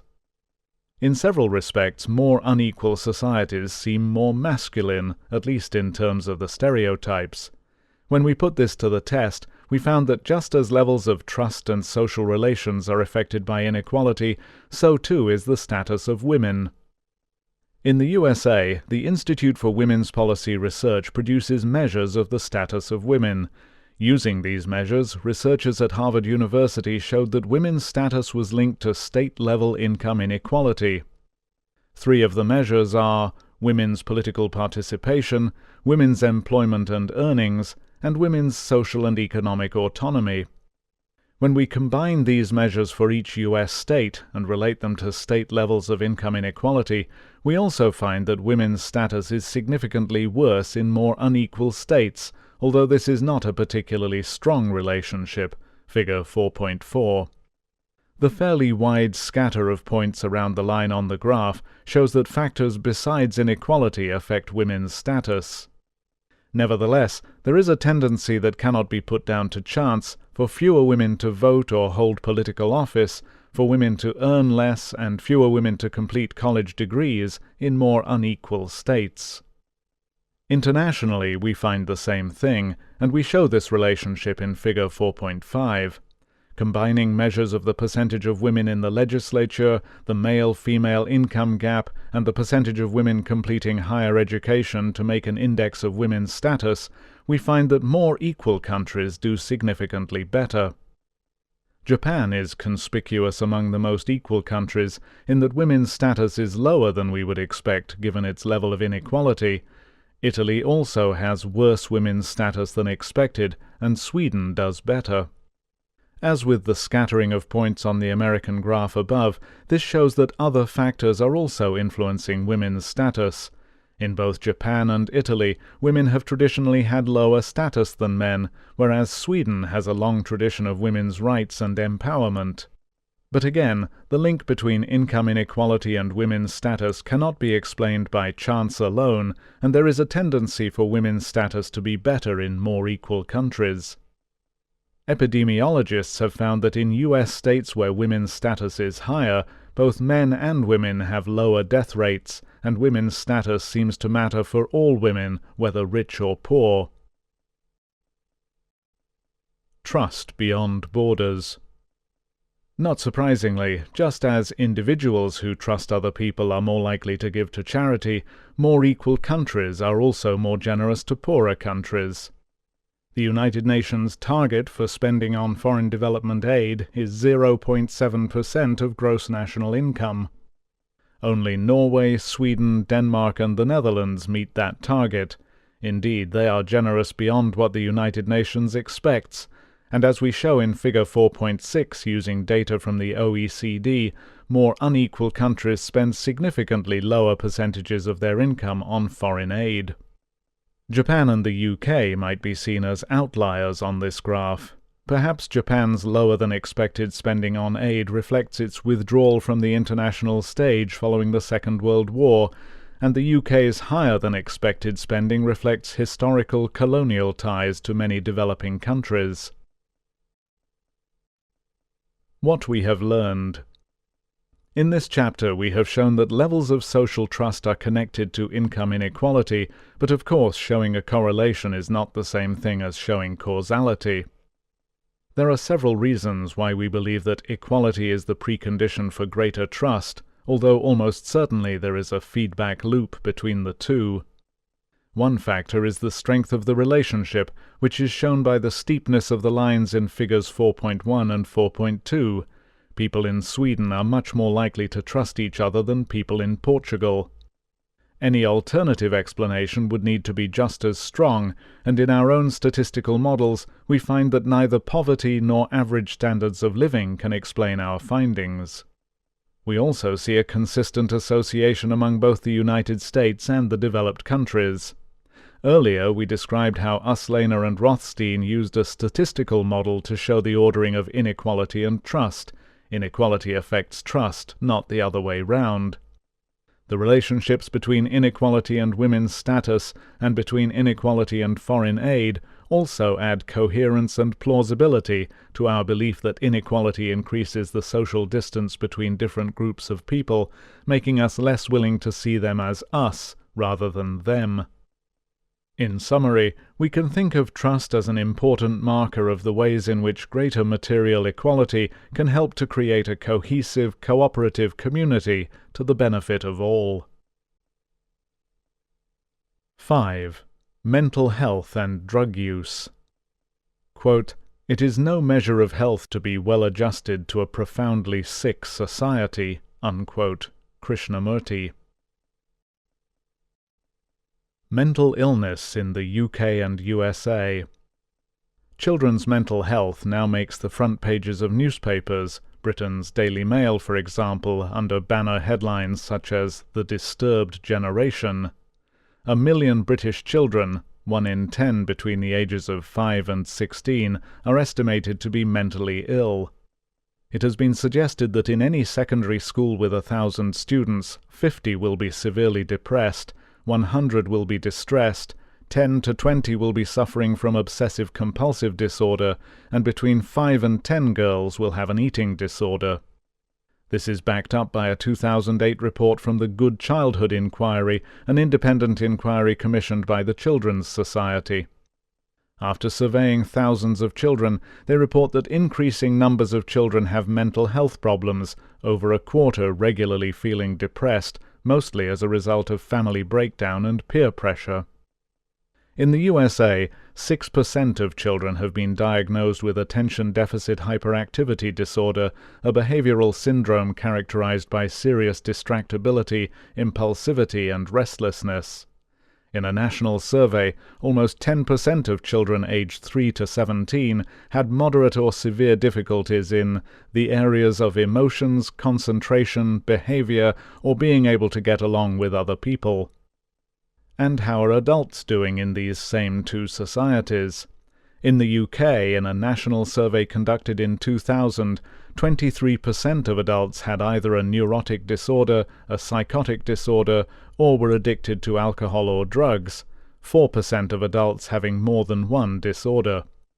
In 2005, doctors in England alone wrote 29 million prescriptions for antidepressant drugs, costing over £400 million to the National Health Service. In the USA, 1 in 4 adults have been mentally ill in the past year, and almost a quarter of these episodes were severe. Over their lifetime, more than half will suffer from a mental illness. In 2003, the USA spent $100 billion on mental health treatments. Mental well-being. Before we turn to comparisons of mental illness in other societies, it's worth asking, what is a healthy mind?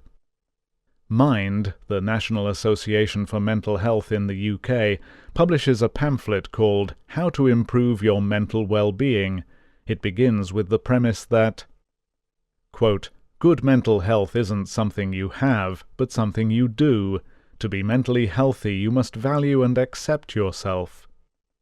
It concludes that people who are mentally well are able to look after themselves, see themselves as valuable people, and judge themselves by reasonable rather than unrealistic standards. People who don't value themselves become frightened of rejection. They keep others at a distance and get trapped in a vicious circle of loneliness. It is also important to note that although people with mental illness sometimes have changes in the levels of certain chemicals in their brains, nobody has shown that these are causes of depression rather than changes caused by depression. Similarly, although genetic vulnerability may underlie some mental illness, this can't by itself explain the huge rises in illness in recent decades. Our genes can't change that fast. Apples and oranges? Can we really compare levels of mental illness in different countries? Don't different cultures have different labels for mental disorders and different standards of normality or tolerance of differences? Aren't people in different societies more or less reluctant to admit to emotional problems or drug use or any stigmatized condition?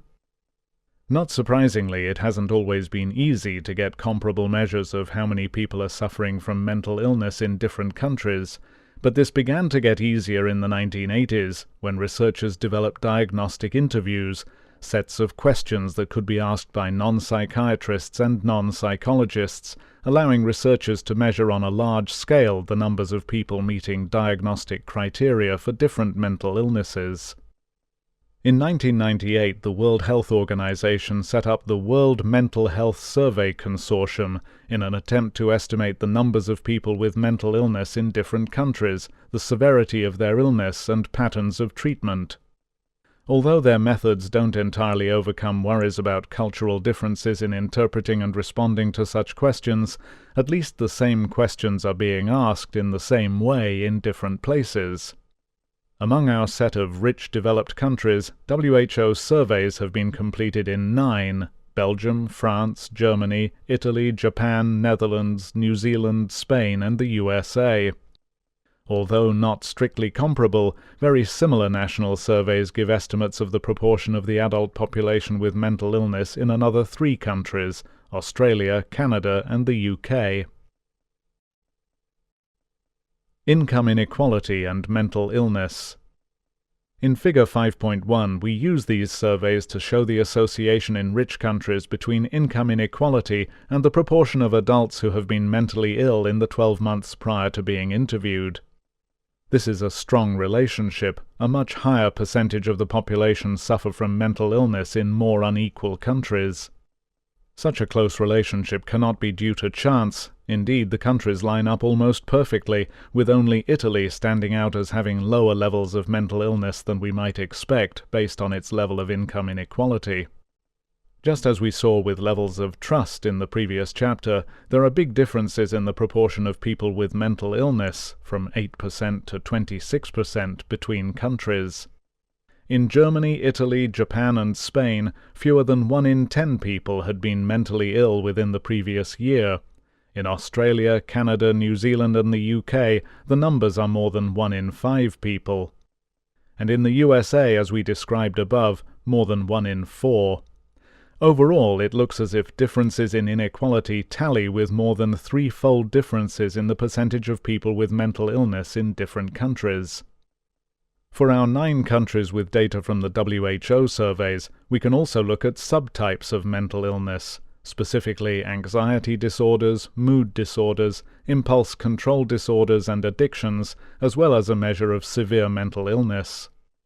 Anxiety disorders, impulse control disorders and severe illness are all strongly correlated with inequality, mood disorders less so.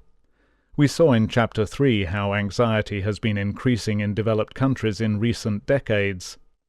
Anxiety disorders represent the largest subgroup of mental illness in all our countries. Indeed, the percentage of all mental illnesses that are anxiety disorders is itself significantly higher in more unequal countries. Unfortunately, there are no international sources of comparable data on the mental health of children and adolescents. Turning now to our other testbed, the 50 states of the USA, we discovered something rather surprising. Alone among the numerous health and social problems we examine in this book, we found no relationship between adult male mental illness and income inequality among the U.S. states. State-specific estimates of mental illness are collected both by the United States Behavioral Risk Factor Surveillance Study and by the National Survey on Drug Use and Health, but the lack of a relationship between income inequality and mental illness among men was consistent in both sources. However, income inequality is associated with mental illness in adult women. It is not a particularly strong relationship, but too strong to be dismissed as chance. There is also a similar relationship with the mental health of children. The National Survey of Children's Health provides estimates of the percentage of children in each state with moderate or severe difficulties in the area of emotions, concentration, behavior, or getting along with others. Although as for adult women, the relationship with state inequality is not particularly strong, children's mental health is significantly correlated with state levels of income inequality. There are several plausible explanations for the lack of an association between the available measures of adult mental health among men and inequality. In general, problems related to inequality have steep social gradients, becoming more common lower down the social ladder. Some indicators suggest that mental health in the USA does not show a consistent social gradient. Whether the explanation for this lies in methods of data collection, gender differences in reporting mental illness, the apparent resilience of ethnic minority populations to mental illness, see Figure 5.2, or a delay in being able to observe the effects of growing inequality, it is important to remember that from an international perspective, levels of mental illness in the USA as a whole are exactly what we would expect, given its high overall level of inequality. Clinging to the ladder. So why do more people tend to have mental health problems in more unequal places? Psychologist and journalist Oliver James uses an analogy with infectious disease to explain the link. The affluenza virus, according to James, is a set of values which increase our vulnerability to emotional distress, which he believes is more common in affluent societies. It entails placing a high value on acquiring money and possessions, looking good in the eyes of others, and wanting to be famous. These kinds of values place us at greater risk of depression, anxiety, substance abuse, and personality disorder, and are closely related to those we discussed in Chapter 3. In another recent book on the same subject, philosopher Alain de Botton describes status anxiety as a worry so pernicious as to be capable of ruining extended stretches of our lives. When we fail to maintain our position in the social hierarchy, we are condemned to consider the successful with bitterness and ourselves with shame. Economist Robert Frank observes the same phenomenon and calls it luxury fever. As inequality grows and the super-rich at the top spend more and more on luxury goods, the desire for such things cascades down the income scale, and the rest of us struggle to compete and keep up. Advertisers play on this, making us dissatisfied with what we have and encouraging invidious social comparisons. Another economist, Richard Layard, describes our addiction to income. The more we have, the more we feel we need, and the more time we spend on striving for material wealth and possessions, at the expense of our family life, relationships, and quality of life. Given the importance of social relationships for mental health, it is not surprising that societies with low levels of trust and weaker community life are also those with worse mental health. Inequality and illegal drugs. Low position in the social status hierarchy is painful to most people, so it comes as no surprise to find out that the use of illegal drugs, such as cocaine, marijuana, and heroin, is more common in more unequal societies. Internationally, the United Nations Office on Drugs and Crime publishes a World Drug Report, which contains separate data on the use of opiates, such as heroin, cocaine, cannabis, ecstasy, and amphetamines. We combined these data to form a single index, giving each drug category the same weight, so that the figures were not dominated by the use of any one drug. We use this index in Figure 5.3, which shows a strong tendency for drug use to be more common in more unequal countries. Within the United States, there is also a tendency for addiction to illegal drugs and deaths from drug overdose to be higher in more unequal states. Monkey business. The importance of social status to our mental well-being is reflected in the chemical behavior of our brains. Serotonin and dopamine are among the chemicals that play important roles in the regulation of mood. In humans, low levels of dopamine and serotonin have been linked to depression and other mental disorders. Although we must be cautious in extrapolating to humans, studies in animals show that low social status affects levels of and responses to different chemicals in the brain. In a clever experiment, researchers at Wake Forest School of Medicine in North Carolina took 20 macaque monkeys and housed them for a while in individual cages. They next housed the animals in groups of 4 and observed the social hierarchies which developed in each group, noting which animals were dominant and which subordinate. They scanned the monkeys' brains before and after they were put into groups. Next, they taught the monkeys that they could administer cocaine to themselves by pressing a lever. They could take as much or as little as they liked. The results of this experiment were remarkable. Monkeys that had become dominant had more dopamine activity in their brains than they had exhibited before becoming dominant, while monkeys that became subordinate when housed in groups showed no changes in their brain chemistry. The dominant monkeys took much less cocaine than the subordinate monkeys. In effect, the subordinate monkeys were medicating themselves against the impact of their low social status. This kind of experimental evidence in monkeys adds plausibility to our inference that inequality is causally related to mental illness. At the beginning of this chapter, we mentioned the huge number of prescriptions written for mood-altering drugs in the UK and USA. Add these to the self-medicating users of illegal drugs, and we see the pain wrought by inequality on a very large scale. 6. Physical health and life expectancy. Quote, "A sad soul can kill you quicker than a germ," unquote. John Steinbeck, Travels with Charlie. Material and psychosocial determinants of health. As societies have become richer and our circumstances have changed, so the diseases we suffer from and the most important causes of health and illness have changed. The history of public health is one of shifting ideas about the causes of disease. In the 19th century, reformers began to collect statistics which showed the burden of ill health and premature death suffered by the poor living in city slums. This led to the great reforms of the sanitary movement. Drainage and sewage systems, rubbish collection, public baths and decent housing, safer working conditions and improvements in food hygiene all brought major improvements in population health, and life expectancy lengthened as people's material standards of living advanced.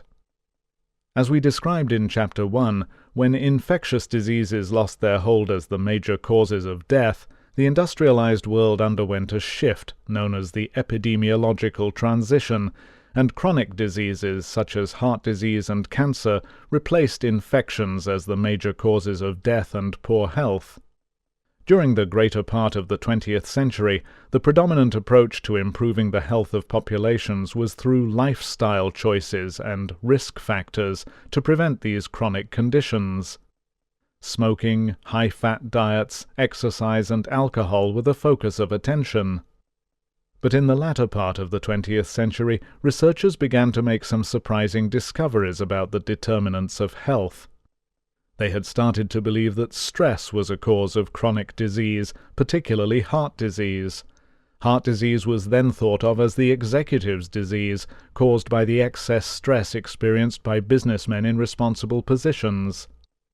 The Whitehall I study, a long-term follow-up study of male civil servants, was set up in 1967 to investigate the causes of heart disease and other chronic illnesses.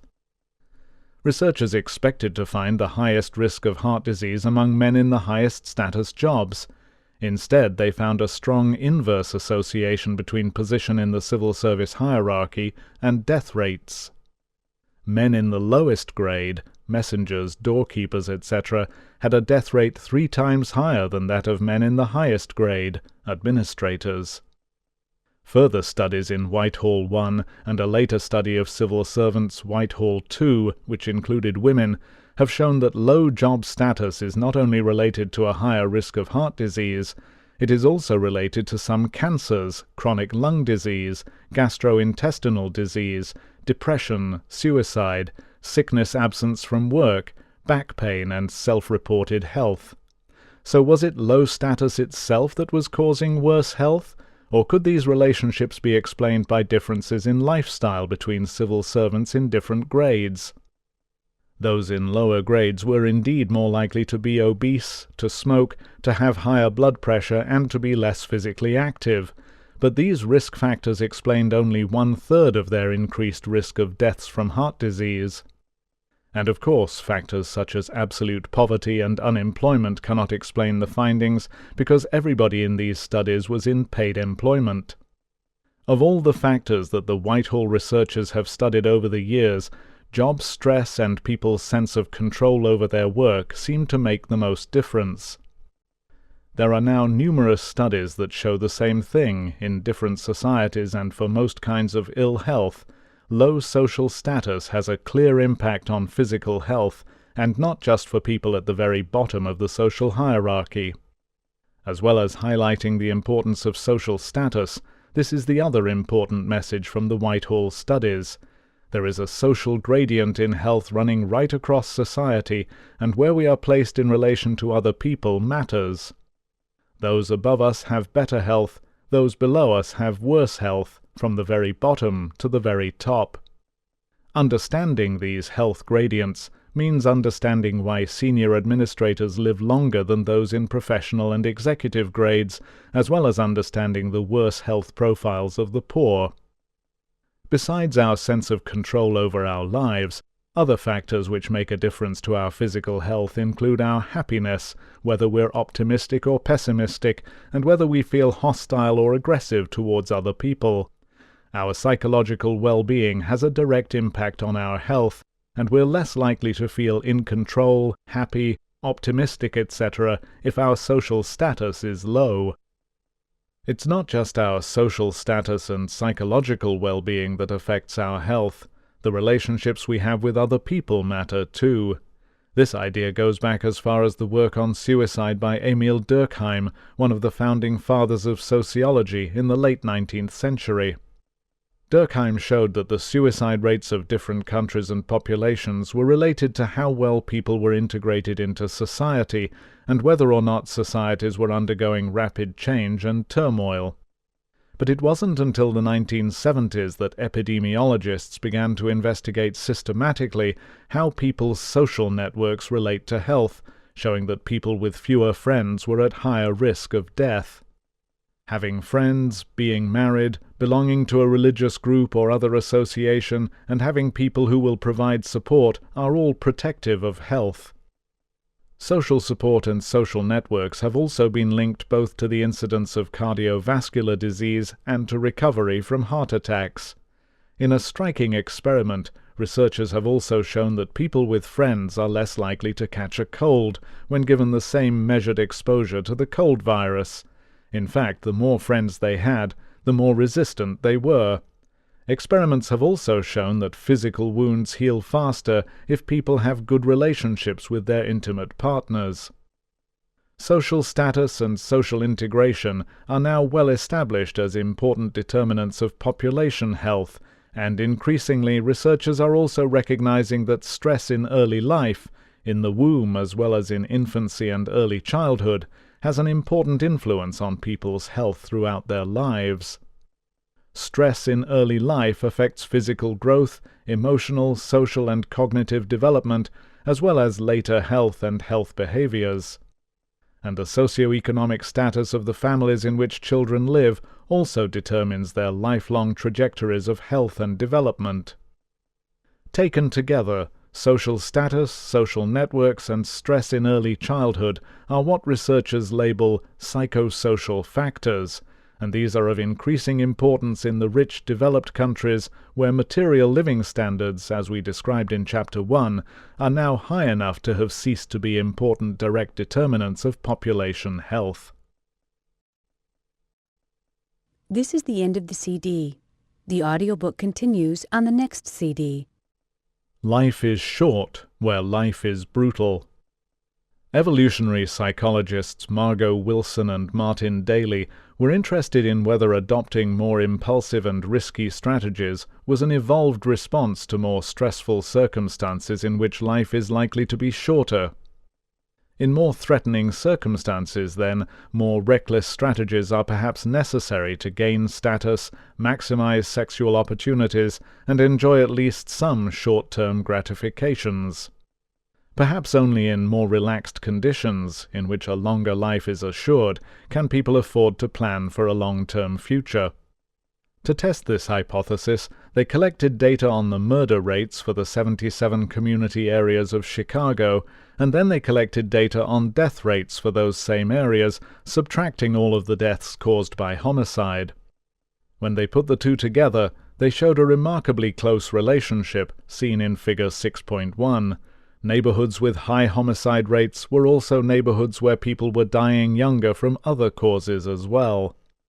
Something about these neighborhoods seemed to be affecting both health and violence. In Chapter 4, we showed how different developed countries and U.S. states vary in the levels of social trust that people feel. There are 6-fold differences in levels of trust between developed countries and 4-fold differences among U.S. states. We mentioned that levels of trust have been linked to population health, and in fact research on social cohesion and social capital has mushroomed over the past 10 years or so. More than 40 papers on the links between health and social capital have now been published. In the United States, epidemiologist Ichiro Kawachi and his colleagues at the Harvard School of Public Health looked at death rates in 39 states in which the general social surveys had been conducted in the late 1980s. These surveys allowed them to count how many people in each state were members of voluntary organizations, such as church groups and unions. This measure of group membership turned out to be a strong predictor of deaths from all causes combined, as well as deaths from coronary heart disease, cancers, and infant deaths. The higher the group membership, the lower the death rate. Robert Putnam looked at social capital in relation to an index of health and healthcare for the U.S. states.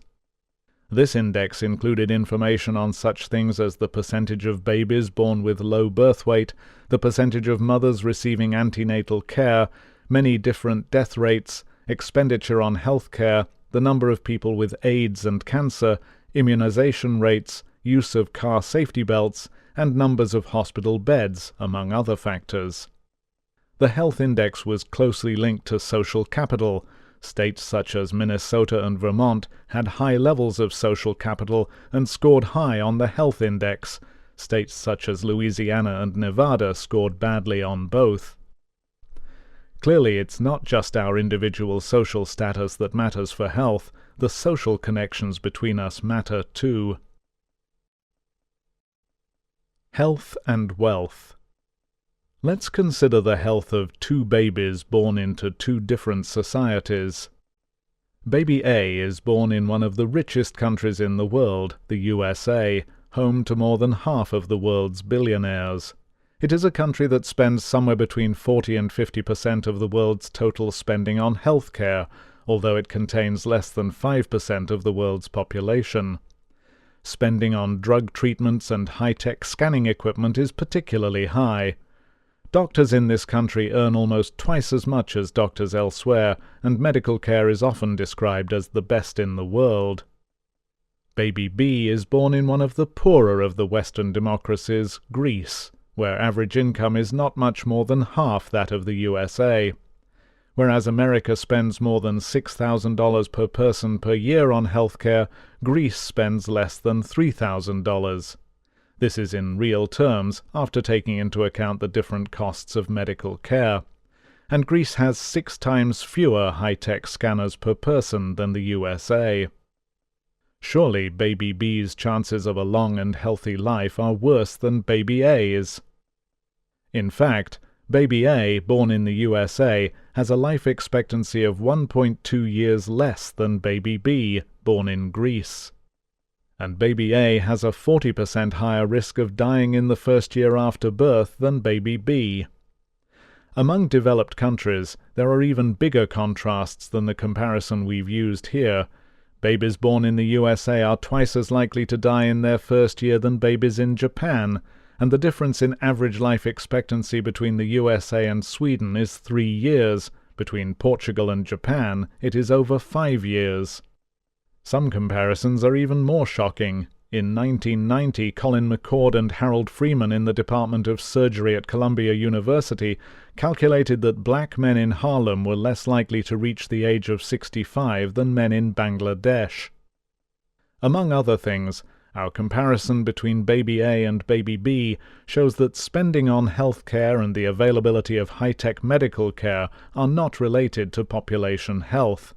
Figure 6.2 shows that in rich countries there is no relationship between the amount of health spending per person and life expectancy. The big idea. If average levels of income don't matter, and spending on high-tech healthcare doesn't matter, what does? There are now a large number of studies of income inequality and health that compare countries, American states, or other large regions, and the majority of these studies show that more egalitarian societies tend to be healthier. This vast literature was given impetus by a study by one of us on inequality and death rates, published in the British Medical Journal in 1992. In 1996, the editors of that journal, commenting on further studies confirming the link between income inequality and health, wrote, quote, "The big idea is that what matters in determining mortality and health in a society is less the overall wealth of that society and more how evenly wealth is distributed.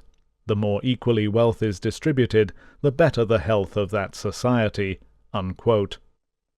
Inequality is associated with lower life expectancy, higher rates of infant mortality, shorter height, poor self-reported health, low birth weight, AIDS, and depression.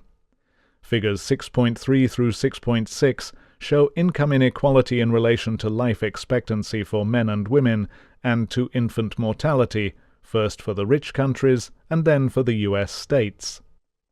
Of course, population averages hide the differences in health within any population, and these can be even more dramatic than the differences between countries.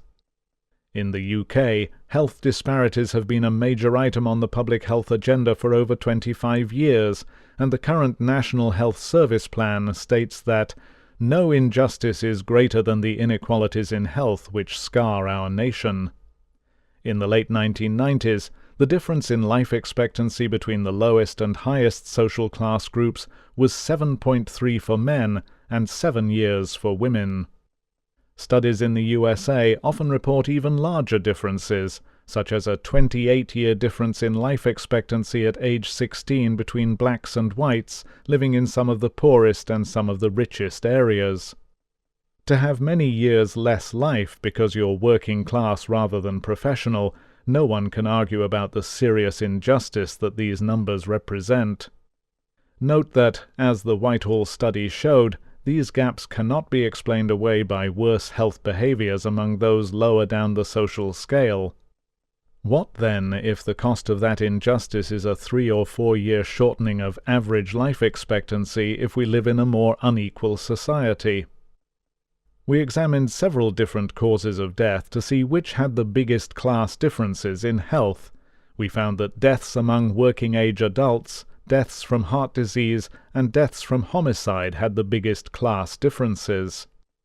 In contrast, death rates from prostate cancer had small class differences, and breast cancer death rates were completely unrelated to social class.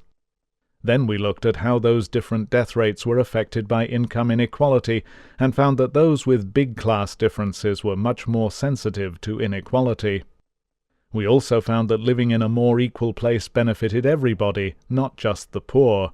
It's worth repeating that health disparities are not simply a contrast between the ill health of the poor and the better health of everybody else. Instead, they run right across society so that even the reasonably well-off have shorter lives than the very rich. Likewise, the benefits of greater equality spread right across society, improving health for everyone, not just those at the bottom. In other words, at almost any level of income, it's better to live in a more equal place. A dramatic example of how reductions in inequality can lead to rapid improvements in health is the experience of Britain during the 2 World Wars. Increases in life expectancy for civilians during the war decades were twice those seen throughout the rest of the 20th century. In the decades which contain the world wars, life expectancy increased between 6 and 7 years for men and women, whereas in the decades before, between, and after, life expectancy increased by between 1 and 4 years. Although the nation's nutritional status improved with rationing in the Second World War, this was not true for the First World War, and material living standards declined during both wars. However, both wartimes were characterized by full employment and considerably narrower income differences, the result of deliberate government policies to promote cooperation with the war effort. During the Second World War, for example, working-class incomes rose by 9%, while incomes of the middle class fell by 7%. Rates of relative poverty were halved. The resulting sense of camaraderie and social cohesion not only led to better health, crime rates also fell. Under our skin. So how do the stresses of adverse experiences in early life, of low social status and lack of social support, make us unwell? The belief that the mind affects the body has been around since ancient times, and modern research has enhanced our understanding of the ways in which stress increases the risk of ill health and pleasure and happiness promote well-being. The psyche affects the neural system and in turn the immune system. When we're stressed or depressed or feeling hostile, we are far more likely to develop a host of bodily ills, including heart disease, infections, and more rapid aging. Stress disrupts our body's balance, interferes with what biologists call homeostasis, the state we're in when everything is running smoothly and all our physiological processes are normal. When we experience some kind of acute stress and experience something traumatic, our bodies go into the fight-or-flight response. Energy stores are released, our blood vessels constrict, clotting factors are released into the bloodstream anticipating injury, and the heart and lungs work harder. Our senses and memory are enhanced, and our immune system perks up. We are primed and ready to fight or run away from whatever has caused the stress. If the emergency is over in a few minutes, this amazing response is healthy and protective. But when we go on worrying for weeks or months and stress becomes chronic, then our bodies are in a constant state of anticipation of some challenge or threat, and all those fight-or-flight responses become damaging. Chronic mobilization of energy in the form of glucose into the bloodstream can lead us to put on weight in the wrong places, central obesity, and even to diabetes. Chronic constriction of blood vessels and raised levels of blood clotting factors can lead to hypertension and heart disease. While acute momentary stress perks up our immune system, chronic continuing stress suppresses immunity and can lead to growth failure in children, ovulation failure in women, erectile dysfunction in men, and digestive problems for all of us. Neurons in some areas of the brain are damaged and cognitive function declines. We have trouble sleeping. Chronic stress wears us down and wears us out. In this chapter we've shown that there is a strong relationship between inequality and many different health outcomes, with a consistent picture in the USA and developed countries. Our belief that this is a causal relationship is enhanced by the coherent picture that emerges from research on the psychosocial determinants of health and the social gradients in health in developed countries. Position in society matters, for health and alternative explanations, such as higher rates of smoking among the poor, don't account for these gradients. There are now a number of studies showing that income inequality affects health, even after adjusting for people's individual incomes. The dramatic changes in income differences in Britain during the 2 world wars were followed by rapid improvements in life expectancy.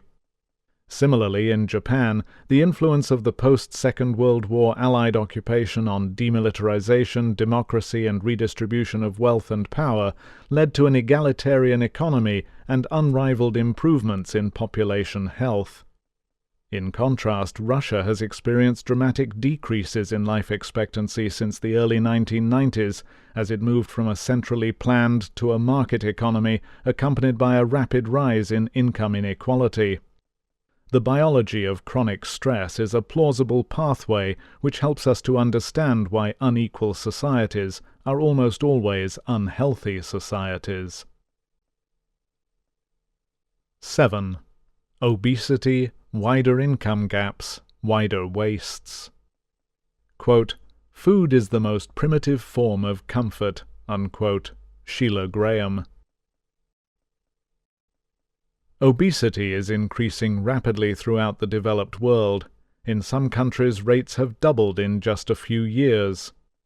Obesity is measured by body mass index, BMI, to take height into account and avoid labeling people as overweight just because they are tall. Authors note, BMI equals weight in kilograms divided by height in meters squared. The World Health Organization has set standards for using BMI to classify people as underweight, BMI less than 18.5, normal weight, BMI 18.5 to 24.9, overweight, BMI 25 to 29.9, and obese, BMI greater than 30. In the USA in the late 1970s, close to half the population were overweight and 15% were obese. Now, 3/4 of the population are overweight and close to a third are obese. In the UK in 1980, about 40% of the population were overweight and less than 10% were obese. Now, 2/3 of adults are overweight and more than a fifth are obese. This is a major health crisis because obesity is so bad for health. It increases the risk of hypertension, type 2 diabetes, cardiovascular disease, gallbladder disease, and some cancers. Trends in childhood obesity are now so serious that they are widely expected to lead to shorter life expectancies for today's children. That would be the first reversal in life expectancy in many developed countries since governments started keeping track in the 19th century. Apart from the health consequences, obesity reduces emotional and social well-being. Overweight and obese adults and children suffer terribly. A 17-year-old from Illinois weighing 409 pounds, 29 stone, described her physical pain. "My heart aches in my chest, and I have arm pains and stuff, and it gets scary." But just as hurtful are the memories she has of other children calling her names at school, her restricted social life, and her feeling that her body is almost a prison to me. Britain's tabloid newspaper The Sun featured 3 obese children in the spring of 2007. The youngest, a boy aged 8, weighed 218 pounds, 15.5 stone, and was being bullied at school when he attended. His weight was so great that he often missed school due to his difficulties in walking there and back, and was exempt from wearing school uniform because none was available to fit him. His elder sister, aged 9, weighed 196 pounds, 14 stone, and was also being bullied and teased by both children and adults. She said she found it hard to breathe sometimes, and did not like having to wear ugly clothes, and being unable to fit on the rides at amusement parks. Heaviest was the oldest boy, who at the age of 12 weighed 280 pounds, 20 stone. He was desperately unhappy, expelled from 2 schools and suspended from a 3rd for lashing out at children who called him names. The obesogenic environment. Many people believe that obesity is genetically determined, and genes do undoubtedly play a role in how susceptible different individuals are to becoming overweight. But the sudden rapid increase in obesity in many societies cannot be explained by genetic factors. The obesity epidemic is caused by changes in how we live. People often point to the changes in cost, ease of preparation, and availability of energy-dense foods, to the spread of fast food restaurants, the development of the microwave, and the decline in cooking skills. Others point to the decline in physical activity, both at work and in leisure time, increasing car use, and the reduction in physical education programs in schools. Modern life, it seems, conspires to make us fat. If there was no more to it than that, then we might expect to see more obesity among richer people who are able to buy more food, more cars, etc., and high levels of obesity in all wealthy societies. But this is not what happens. During the epidemiological transition, which we discussed in chapters 1 and 6, in which chronic diseases replaced infectious diseases as the leading causes of death, obesity changed its social distribution. In the past, the rich were fat and the poor were thin, but in developed countries these patterns are now reversed. The World Health Organization set up a study in the 1980s to monitor trends in cardiovascular diseases and the risk factors for these diseases, including obesity, in 26 countries. It found that as rates of obesity have increased, their social gradient has steepened. By the early 1990s, obesity was more common among poorer women compared to richer women in all 26 countries, and among poorer men in all except 5. As journalist Polly Toynbee declared in a newspaper article in 2004, fat is a class issue. Pointing to the high rates of obesity in the USA and the low rates among the Scandinavian countries, which prove that we don't find high levels of obesity in all modern rich societies, she suggested that income inequality might contribute to the obesity epidemic. Income inequality and obesity. Figure 7.1 shows that levels of obesity tend to be lower in countries where income differences are smaller. The data on obesity come from the International Obesity Task Force and show the proportion of the adult population, both men and women, who are obese, a body mass index BMI of more than 30. The differences between countries are large. In the USA, just over 30% of adults are obese, a level more than 12 times higher than Japan, where only 2.4% of adults are obese. Because these figures are for BMI, not just weight, they're not due to differences in average height. The same pattern can be seen internationally for children, figure 7.2. Our figures on the percentage of young people aged 13 and 15 who are overweight, reported in the 2007 UNICEF report on child well-being, came originally from the World Health Organization's Health Behavior in School-Aged Children survey. There are no data for Australia, New Zealand or Japan from this survey, but the relationship with inequality is still strong enough to be sure it is not due to chance. The differences between countries are smaller for overweight children than for adult obesity. In the country with the lowest level, the Netherlands, 7.6% of children aged 13 and 15 are overweight, which is one-third the rate in the USA, where 25.1% are overweight. As these figures are based on children reporting their weight and height rather than being measured, the true prevalence of overweight is probably higher in all countries, but that shouldn't make much difference to how they are related to inequality.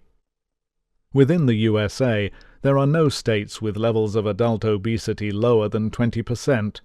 Colorado has the lowest obesity prevalence at 21.5% compared to 34% in Texas, which has the highest.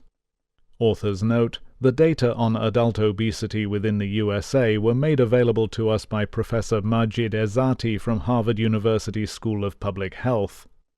Professor Ezati bases his calculations of the prevalence of obesity in each state on actual measures of height and weight. But the relationship with inequality is still strong enough for us to be confident it isn't due to chance. Other researchers have found similar relationships.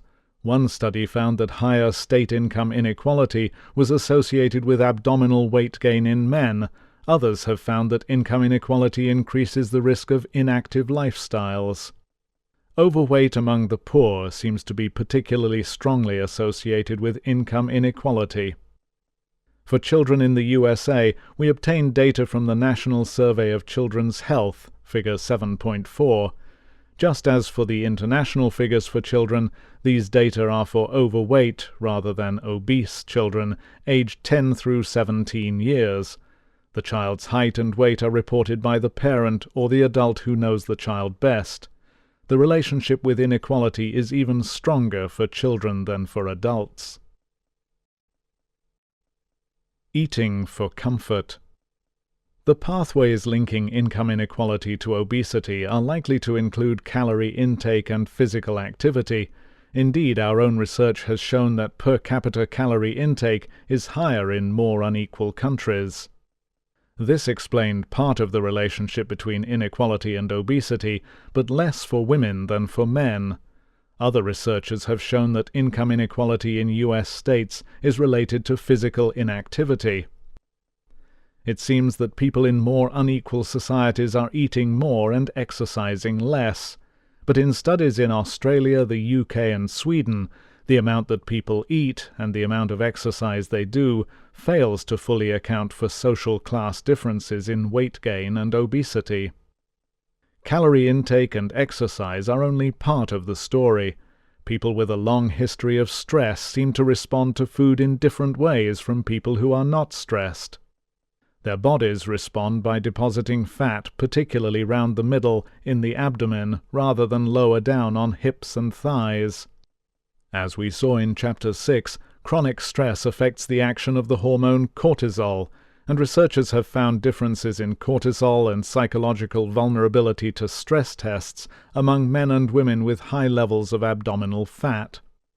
People who accumulate fat around the middle are at particularly high risk of obesity-associated illnesses. The body's stress reaction causes another problem. Not only does it make us put on weight in the worst places, it can also increase our food intake and change our food choices, a pattern known as stress eating or eating for comfort. In experiments with rats, when the animals are stressed, they eat more sugar and fat. People who are chronically stressed tend either to overeat and gain weight or undereat and lose weight. In a study in Finland, people whose eating was driven by stress ate sausages, hamburgers, pizza, and chocolate, and drank more alcohol than other people. Scientists are starting to understand how comfort eating may be a way we cope with particular changes in our physiology when we are chronically stressed, changes that go with feelings of anxiety. The 3 obese children featured in the Sun newspaper whom we described earlier all seem to have turned to comfort eating to deal with family breakups. The 9-year-old girl said, "Chocolate is the only thing I'm interested in. It's the only thing I live for. When I'm sad and worried, I just eat." Her older brother gained 210 pounds, 15 stone, in 5 years after his parents divorced. A number of years ago, the Wall Street Journal ran a series, Deadly Diet, on the nutrition problems of America's inner cities. Among the overweight people they interviewed was a 13-year-old girl living in a violent housing project estate who said that food and TV were a way of calming her nerves. An unemployed woman who knew that her diet and drinking were damaging her liver and arteries still figured she might as well live high on the hog while she could. A grandmother bringing up her grandchildren because of her daughter's addiction to crack cocaine said, quote, "Before I was so upset that my daughter was on this crack, I couldn't eat. I turned to Pepsi. It was like a drug for me. I couldn't function without it. I used to wake up with a Pepsi in my hand. A 3-liter bottle would just see me through the day." Unquote. Recent research suggests that food stimulates the brains of chronic overeaters in just the same ways that drugs stimulate the brains of addicts. Studies using brain scans have shown that obese people respond both to food and to feeling full differently from thin people. Eating or not for status. But food choices and diets aren't just dictated by the way we feel, they're also patterned by social factors. We make food choices for complicated cultural reasons. Sometimes we like foods we grew up eating, which represent home to us. Sometimes we want foods that represent a lifestyle we're trying to achieve. We offer food to other people to show that we love them, or to show that we're sophisticated, or that we can afford to be generous. Food has probably always played this role. It's the necessary component of the feast, with all of its social meanings. But now, with the easy availability of cheap, energy-dense foods, whatever social benefits might come from frequent feasting, they are, so to speak, outweighed by the drawbacks. In the Wall Street Journal's Deadly Diet series, a recent immigrant from Puerto Rico describes how her family used to live on an unchanging diet of rice, beans, vegetables, pork, and dried fish. Since moving to Chicago, they have enjoyed fizzy drinks, pizza, hamburgers, sugared breakfast cereals, hot dogs, and ice cream. "I can't afford to buy the children expensive shoes or dresses, but food is easier, so I let them eat whatever they want. Most of all, the family enjoy going to fast food restaurants and eat out twice a month, although the children would like to go more often. We feel good when we go to those places. We feel like we're Americans, that we're here and we belong here." A 17-year-old in New Jersey described how being able to buy fast food proves your financial status, shows that you have money in your pocket and are not having to wait for the welfare check at the end of the month. A 37-year-old man said he spent half his wages on fast food. On the day he was interviewed, he had been to McDonald's 3 times and was planning to go to Kentucky Fried Chicken and a Chinese takeout shop before the day was out. But the fast food restaurants had a meaning for him that went well beyond the cheap food. Despite working, he was homeless, and they had become his sanctuary. Quote, "He has no home of his own and shuttles between his aunt's place in Brooklyn and a friend's apartment in a Harlem housing project estate. The atmosphere makes me feel comfortable and relaxed, and you don't have to rush," he says as he admires the hamburger restaurant's shiny floors and the picture of George Washington Carver, a famous 19th-century black American, on a wall.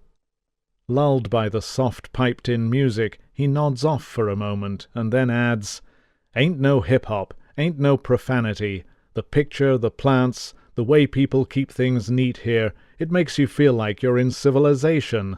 Unquote.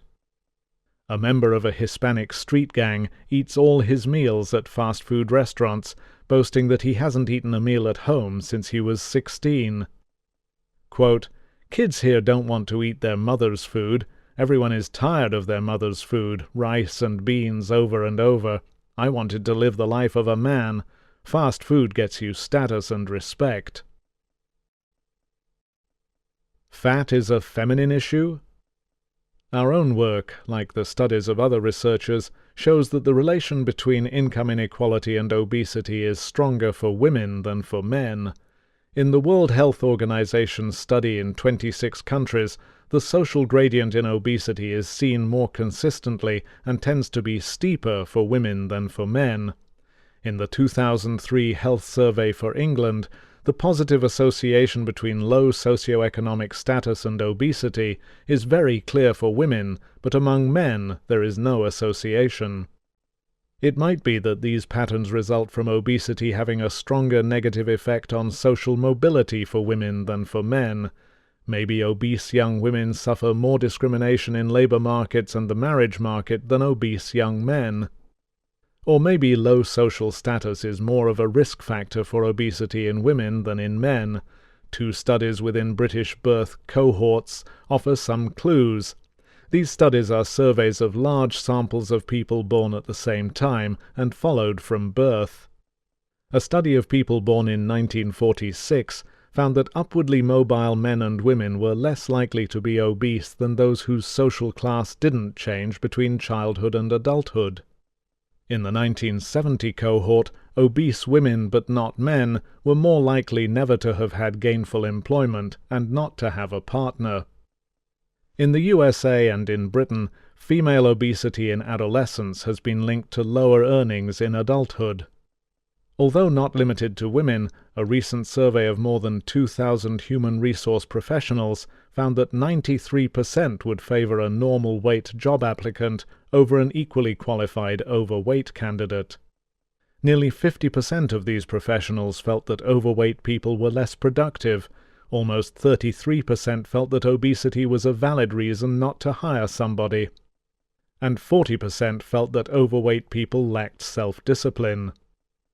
Although being overweight clearly hampers social mobility, our own analysis of trends within women born in Britain in 1970 suggests that this doesn't explain the social gradient in obesity among women, and even in middle age, low social class is linked to weight gain. You can never be too rich or too thin. Social class differences in the importance of body size and in the body image towards which women aspire also seem to contribute to the social gradient in obesity. In the past, women with voluptuous bodies were much admired, but in many modern, richer cultures, being thin signals high social class and attractiveness. British women in higher social classes are more likely to monitor their weight and to be dieting than women in lower social class groups, and are also more dissatisfied with their bodies.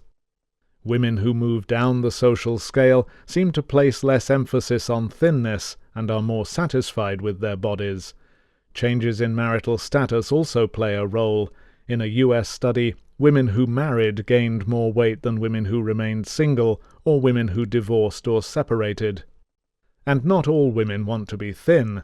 For example, in inner-city African American communities, thinness can be associated with an image of poverty, hunger, and being on welfare, as well as AIDS and drug addiction. As one 19-year-old woman put it, quote, "I've been a voluptuous female all my life. If I start losing a lot of weight, people will think I'm on drugs. In the ghetto, you just can't afford to look too thin." Unquote. Her words are a reminder of the ways in which social class is related to being overweight in the developing world, where only the affluent can afford to be fat.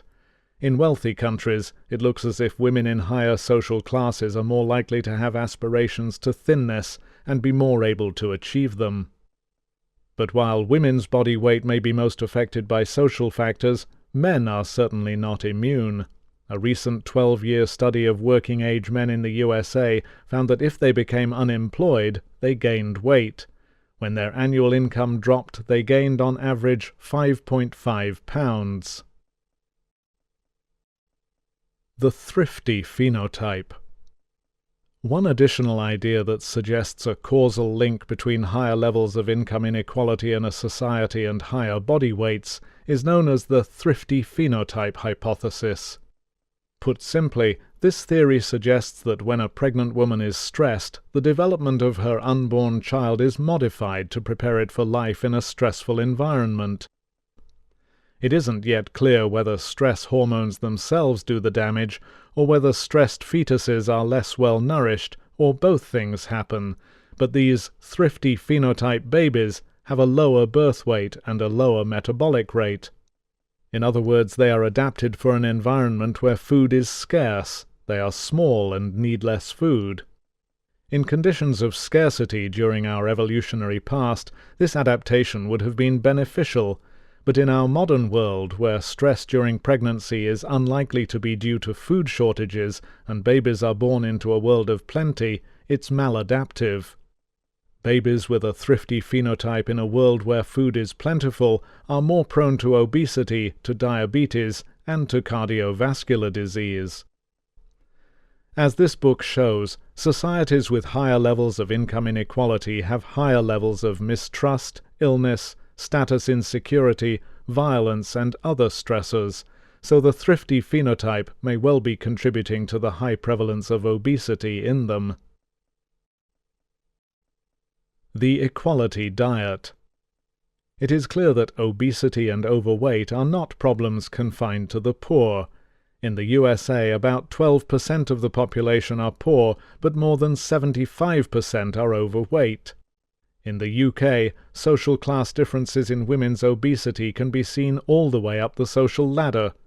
While obesity affects only 16% of higher managerial and professional women, just below them, 20% of lower managerial and professional women are obese. It's hard to argue in the face of these facts that the obesity epidemic is due to poor nutritional knowledge among the uneducated. In a study of middle-aged British women, 84% knew they should be eating 5 fruits and vegetables each day, and another study showed that obese people are better than thinner people at guessing the calorie content of snack foods.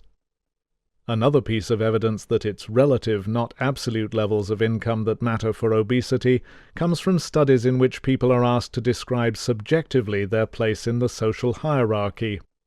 Researchers show subjects a diagram of a ladder and tell them that at the top are people with the highest status and at the bottom people with the lowest status, and then ask them to place an X on the ladder to mark their own standing. It has been shown that this measure of subjective social status is linked to an unhealthy pattern of fat distribution and to obesity. In other words, obesity was more strongly related to people's subjective sense of their status than to their actual education or income.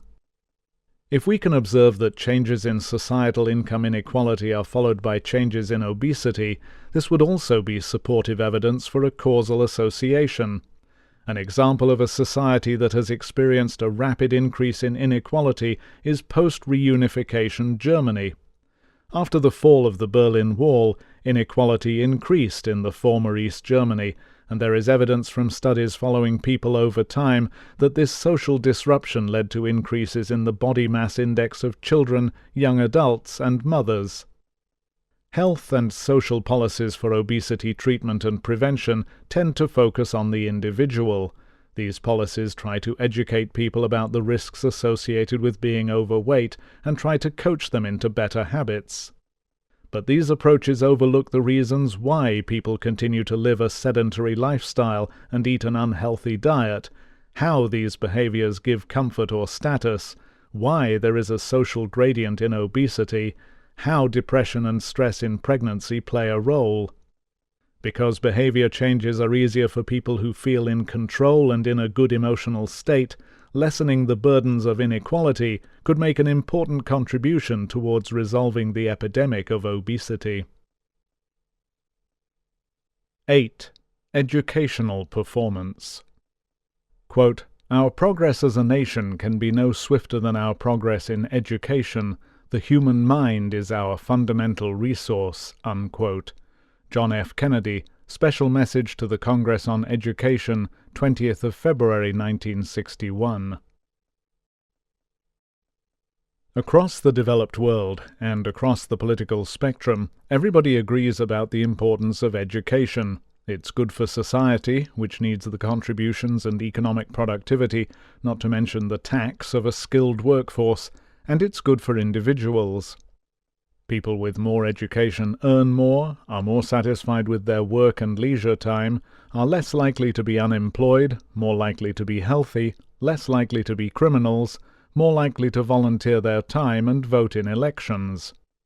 In 2006, according to the U.S. Department of Labor, if you had been to high school but didn't graduate with a diploma, you earned an average of $419 per week.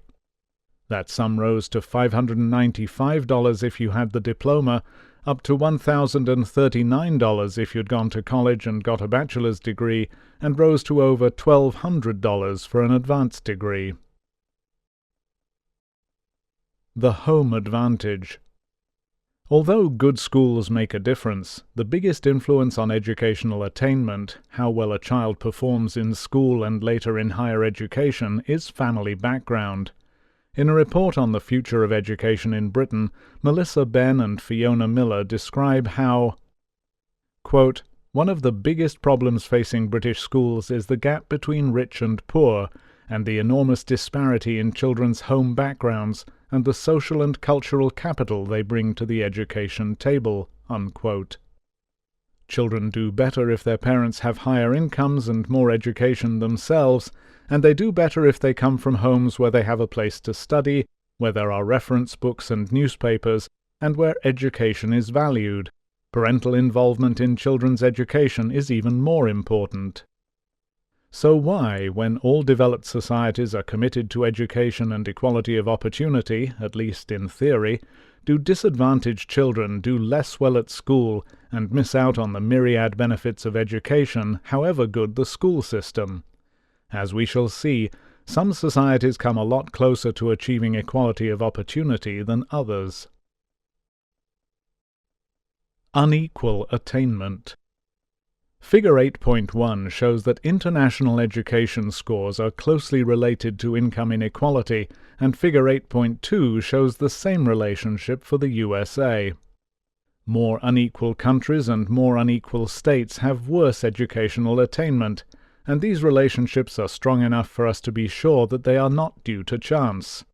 Comparable international data on education achievement come from the Programme for International Student Assessment, PISA, which was set up to administer standardized tests to 15-year-olds in schools in different countries. The program began in 43 countries in 2000 and assesses children every 3 years, typically testing between 4,500 and 10,000 children in each country each time. Schools are randomly selected. PISA tests 15-year-olds because they are coming to the end of compulsory education in most countries. Each survey gives tests in reading, mathematical, and scientific literacy. The goal is to test how well children can apply knowledge and skills. For consistency with the data available for the US, we combine national average scores for reading and maths only and plot them against income inequality, Figure 8.1. However, if scientific literacy scores are added in, it makes little difference to the results. No data were available for the UK from PISA 2003, as too few schools agreed to take part in the survey to meet the PISA standards. The same strong international relationship with income inequality has been shown for adult literacy scores as well, using data from the International Adult Literacy Survey. To examine the same relationship among the 50 states of the USA, we combined maths and reading performance scores for 8th graders, aged around 14 years old, from the U.S. Department of Education, National Center for Education Statistics for 2003, Figure 8.2. The scores are significantly lower in states with wider income differences. As a further test, we looked at the proportion of children dropping out of high school in the USA. As Figure 8.3 shows, children are much more likely to drop out of school in more unequal states. The states with the lowest dropout rates are Alaska, Wyoming, Utah, Minnesota, and New Hampshire, with dropout rates around 12%. In 3 states, Mississippi, Louisiana, and Kentucky, more than a quarter of children drop out of high school with no educational qualifications.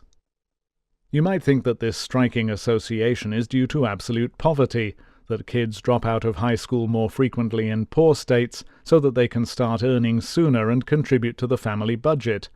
And it is true that high school dropout rates are higher in poor states, but poverty and inequality have independent effects. Poverty does not explain the inequality effect. No state has a poverty rate higher than 17%, but dropout rates are above 20% in 16 states, and dropping out is not confined to the poor. Standards of performance. It is often assumed that the desire to raise national standards of performance in fields such as education is quite separate from the desire to reduce educational inequalities within a society. But the truth may be almost the opposite of this. It looks as if the achievement of higher national standards of education performance may actually depend on reducing the social gradient in educational achievement in each country. Douglas Wilms, professor of education at the University of New Brunswick, Canada, has provided striking illustrations of this. In Figure 8.4, we show the relation between adult literacy scores from the International Adult Literacy Survey and their parents' level of education in Finland, Belgium, the UK, and the USA. This figure suggests that even if your parents are well educated, and so presumably of high social status, the country you live in makes some difference to your educational success. But for those lower down the social scale with less well-educated parents, it makes a very much larger difference. An important point to note looking at these 4 countries is the steepness of the social gradient, steepest in the USA and the UK where inequality is high, flatter in Finland and Belgium which are more equal. It is also clear that an important influence on the average literacy scores, on national levels of achievement, in each of these countries is the steepness of the social gradient. The USA and UK will have low average scores, pulled down across the social gradient. Wilms has demonstrated that the pattern we've shown in Figure 8.4 holds more widely, internationally among 12 developed countries as well as among Canadian provinces and the states of the USA. As well as the tendency towards divergence, larger differences at the bottom of the social gradient than at the top, he says, there is a strong inverse relationship between average proficiency levels and the slope of the socioeconomic gradients. Epidemiologist Arjuman Siddiqui and colleagues have also looked at social gradients in reading literacy in 15-year-olds using data from PISA 2000. They found that countries with a long history of welfare state provision did better and, like Wilms, report that countries with higher average scores have smaller social differences in reading literacy. Finland and Sweden have high average reading scores and low levels of inequality in reading scores. Greece and Portugal have low average scores and a high degree of inequality in reading literacy. Siddiqui and colleagues do, however, note some exceptions to this general pattern. New Zealand and the UK have high average reading scores, but a high degree of social inequality in reading literacy. On the other hand, Norway combines a rather mediocre average score with very little socioeconomic inequality in reading literacy. One explanation offered by these researchers is that New Zealand and the UK have a greater proportion of children who should sit the tests but do not, because they have dropped out or are truants. Educational welfare. Siddiqui and colleagues emphasize that high reading scores and low social inequalities in reading literacy are found in nations marked by stronger welfare provisions. This is a point we will return to in Chapter 12 when we look at public spending on education in relation to income inequality. But how else might income inequality affect educational outcomes? One important connection is likely to be through the impact of inequality on the quality of family life and relationships. Social inequalities in early childhood development are entrenched long before the start of formal education. We know a lot now about the importance of the early years for later development. Learning begins at birth, and the first few years of life are a critical period for brain development. This early learning can be enhanced or inhibited by the environment in which a child grows up. A nationwide study in the UK found that by the age of 3 years, children from disadvantaged backgrounds were already educationally up to a year behind children from more privileged homes. Essential for early learning is a stimulating social environment. Babies and young children need to be in caring, responsive environments. They need to be talked to, loved, and interacted with. They need opportunities to play, talk, and explore their world, and they need to be encouraged within safe limits rather than restricted in their activities or punished. All of these things are harder for parents and other caregivers to provide when they are poor or stressed or unsupported. In Chapter 4, we described how the general quality of social relationships is lower in more unequal societies, and in Chapters 5 and 6, we showed how inequality is linked to poor physical and mental health and more substance abuse. It's not a great leap, then, to think how life in a more hierarchical, mistrustful society might affect intimate domestic relationships and family life. Domestic conflict and violence, parental mental illness, poverty of time and resources will all combine to affect child development. The results of these stresses can perhaps be seen in an analysis by economists Robert Frank and Adam Levine of Cornell University. They showed that in the United States, counties that had the largest increases in income inequality were the same counties that experienced the largest rises in divorce rates. Children living in low-income families experience more family conflict and disruption and are more likely to witness or experience violence, as well as to be living in more crowded, noisy, and substandard housing. The quality of the home environment is directly related to income.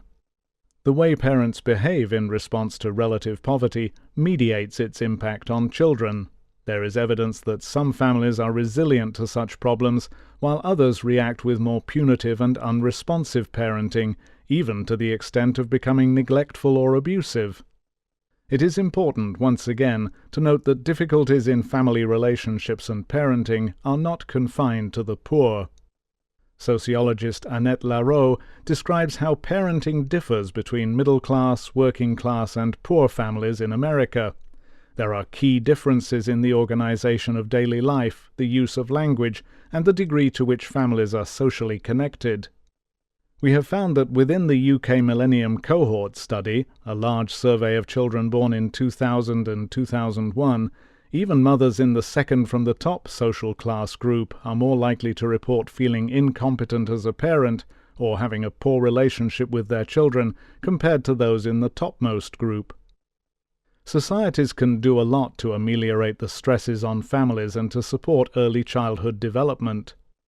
From the very start of life, some societies do more than others to promote a secure attachment between mother and infant through the provision of paid maternity leave for mothers who work. Using data on the duration of paid maternity leave provided by the Clearinghouse on International Developments in Child, Youth and Family Policies at Columbia University, we found that more equal countries provided longer periods of paid maternity leave. Sweden provides parental leave, which can be divided between mothers and fathers, with 80% wage replacement until the child is 18 months old. A further 3 months can be taken at a flat rate of pay, and then another 3 months of unpaid leave on top of that. Norway gives parents, again either mother or father, a year of leave at 80% wage replacement, or 42 weeks at 100%. In contrast, the USA and Australia provide no statutory entitlement to paid leave. In Australia, parents can have a year of unpaid leave, in the USA, 12 weeks. As well as allowing parental leave, societies can improve the quality of early childhood through the provision of family allowances and tax benefits, social housing, health care, programs to promote work-life balance, enforcing child support payments, and perhaps most importantly, through the provision of high-quality early childhood education. Early childhood education programs can foster physical and cognitive development, as well as social and emotional development. They can alter the long-term trajectories of children's lives, and cost-benefit analyses show that they are high-yield investments. In experiments, disadvantaged children who have received high-quality early childhood education are less likely to need remedial education, less likely to become involved in crime, and they earn more as adults. All of this adds up to a substantial return on government investments in such programs. Unequal learning opportunities. So far, we have described ways in which greater inequality may affect children's development through its impact on family life and relationships. But there is also evidence of more direct effects of inequality on children's cognitive abilities and learning. In 2004, World Bank economists Carla Hoff and Priyanka Pandey reported the results of a remarkable experiment.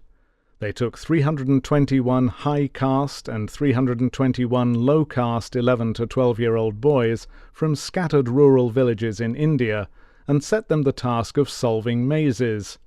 First, the boys did the puzzles without being aware of each other's caste. Under this condition, the low-caste boys did just as well with the mazes as the high-caste boys, indeed, slightly better. Then the experiment was repeated, but this time each boy was asked to confirm an announcement of his name, village, father's and grandfather's names, and caste. After this public announcement of caste, the boys did more mazes, and this time there was a large caste gap in how well they did. The performance of the low-caste boys dropped significantly, figure 8.5. This is striking evidence that performance and behavior in an educational task can be profoundly affected by the way we feel we are seen and judged by others. When we expect to be viewed as inferior, our abilities seem to be diminished. The same phenomenon has been demonstrated in experiments with white and black high school students in America, most convincingly by social psychologists Claude Steele at Stanford University and Joshua Aronson at New York University. In one study, they administered a standardized test used for college students' admission to graduate programs. In one condition, the students were told that the test was a measure of ability. In a second condition, the students were told that the test was not a measure of ability. The white students performed equally under both conditions, but the black students performed much worse when they thought their ability was being judged. Steele and Aronson labeled this effect stereotype threat, and it's now been shown that it is a general effect which applies to sex differences as well as racial and ethnic differences. Despite the work we mentioned on social anxiety and the effects of being judged negatively which we discussed in Chapter 3, it is perhaps surprising how easily stereotypes and stereotype threats are established, even in artificial conditions. Jane Elliott, an American schoolteacher, conducted an experiment with her students in 1968 in an effort to teach them about racial inequality and injustice. She told them that scientists had shown that people with blue eyes were more intelligent and more likely to succeed than people with brown eyes, who were lazy and stupid. She divided her class into blue-eyed and brown-eyed groups and gave the blue-eyed group extra privileges, praise, and attention.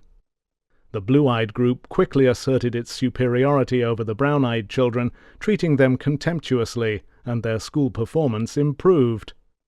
The brown-eyed group just as quickly adopted a submissive timidity, and their marks declined. After a few days, Elliott told the children she had got the information mixed up, and that actually it was brown eyes that indicated superiority. The classroom situation rapidly reversed. New developments in neurology provide biological explanations for how our learning is affected by our feelings. We learn best in stimulating environments when we feel sure we can succeed. When we feel happy or confident, our brains benefit from the release of dopamine, the reward chemical, which also helps with memory, attention, and problem-solving. We also benefit from serotonin, which improves mood, and from adrenaline, which helps us to perform at our best. When we feel threatened, helpless, and stressed, our bodies are flooded by the hormone cortisol, which inhibits our thinking and memory. So inequalities of the kind we have been describing in this chapter, in society and in our schools, have a direct and demonstrable effect on our brains, on our learning and educational achievement. Different strokes for different folks. Another way in which inequality directly affects educational achievement is through its impact on the aspirations, norms, and values of people who find themselves lower down the social hierarchy. While education is viewed by the middle class and by teachers and policymakers as the way upwards and outwards for the poor and working class, these values are not always subscribed to by the poor and working class themselves. In her 2006 book Educational Failure and Working Class White Children in Britain, anthropologist Gillian Evans describes the working-class culture of Bermondsey in East London.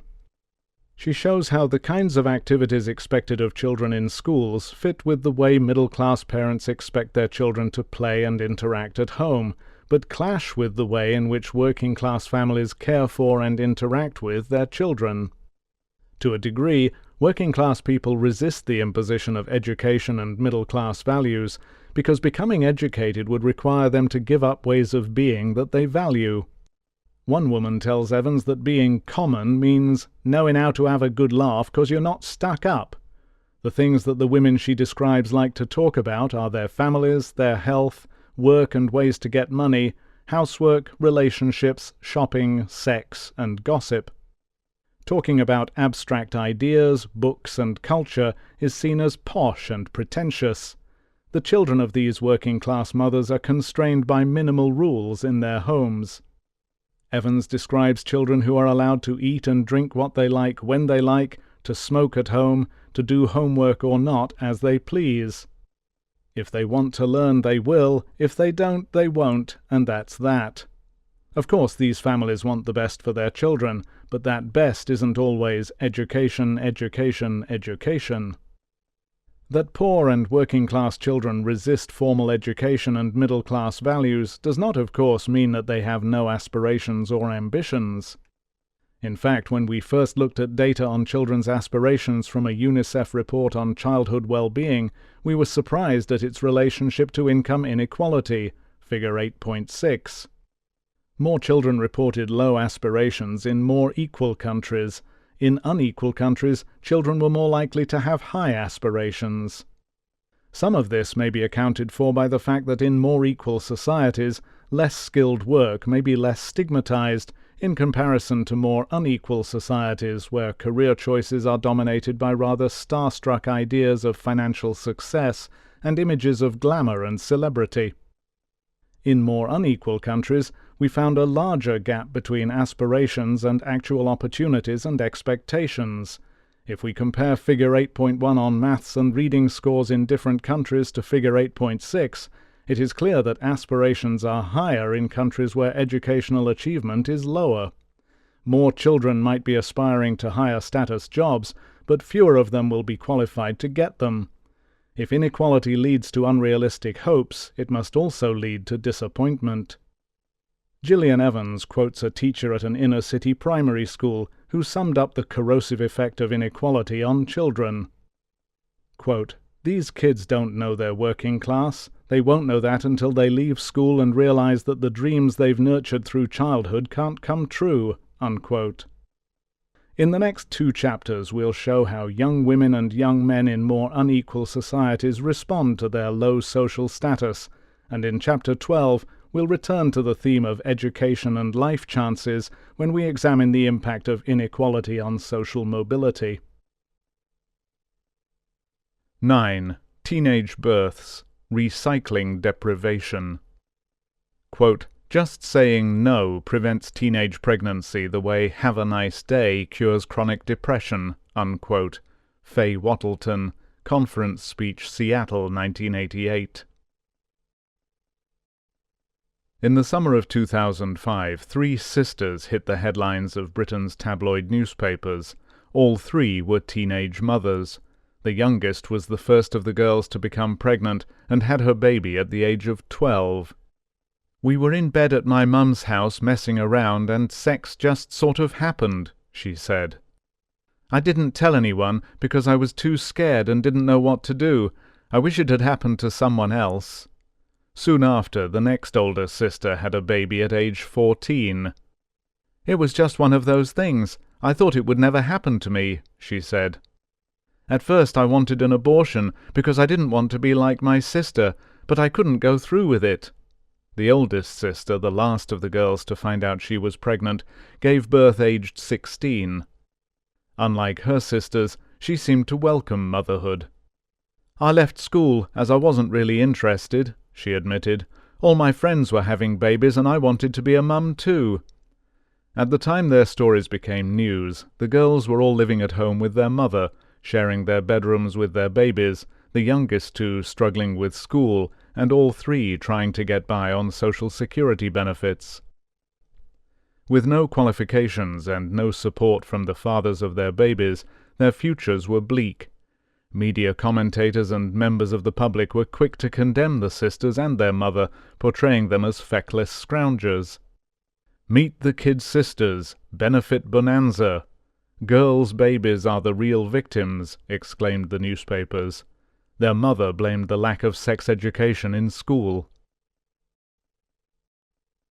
Why it matters. The press furor brings society's fears and concerns around teenage motherhood into sharp focus.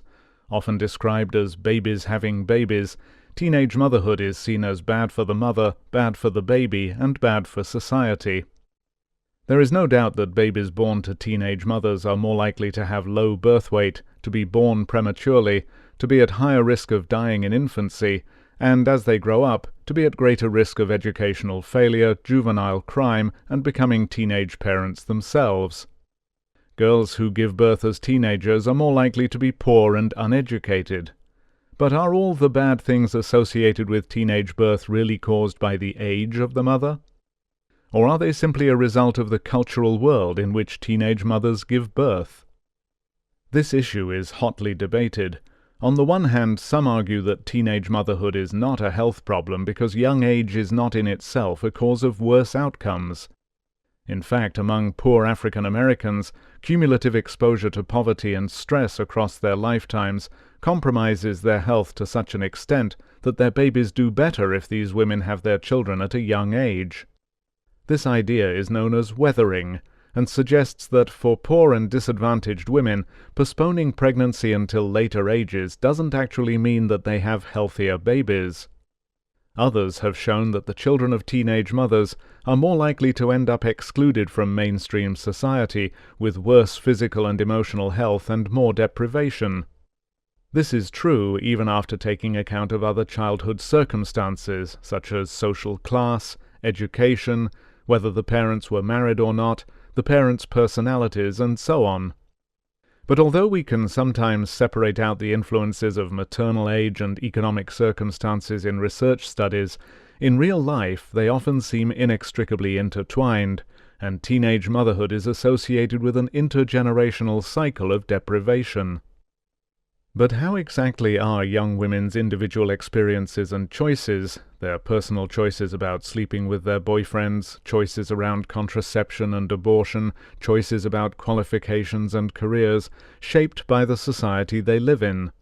Like the issues discussed in earlier chapters, the teenage birth rate is strongly related to relative deprivation and to inequality.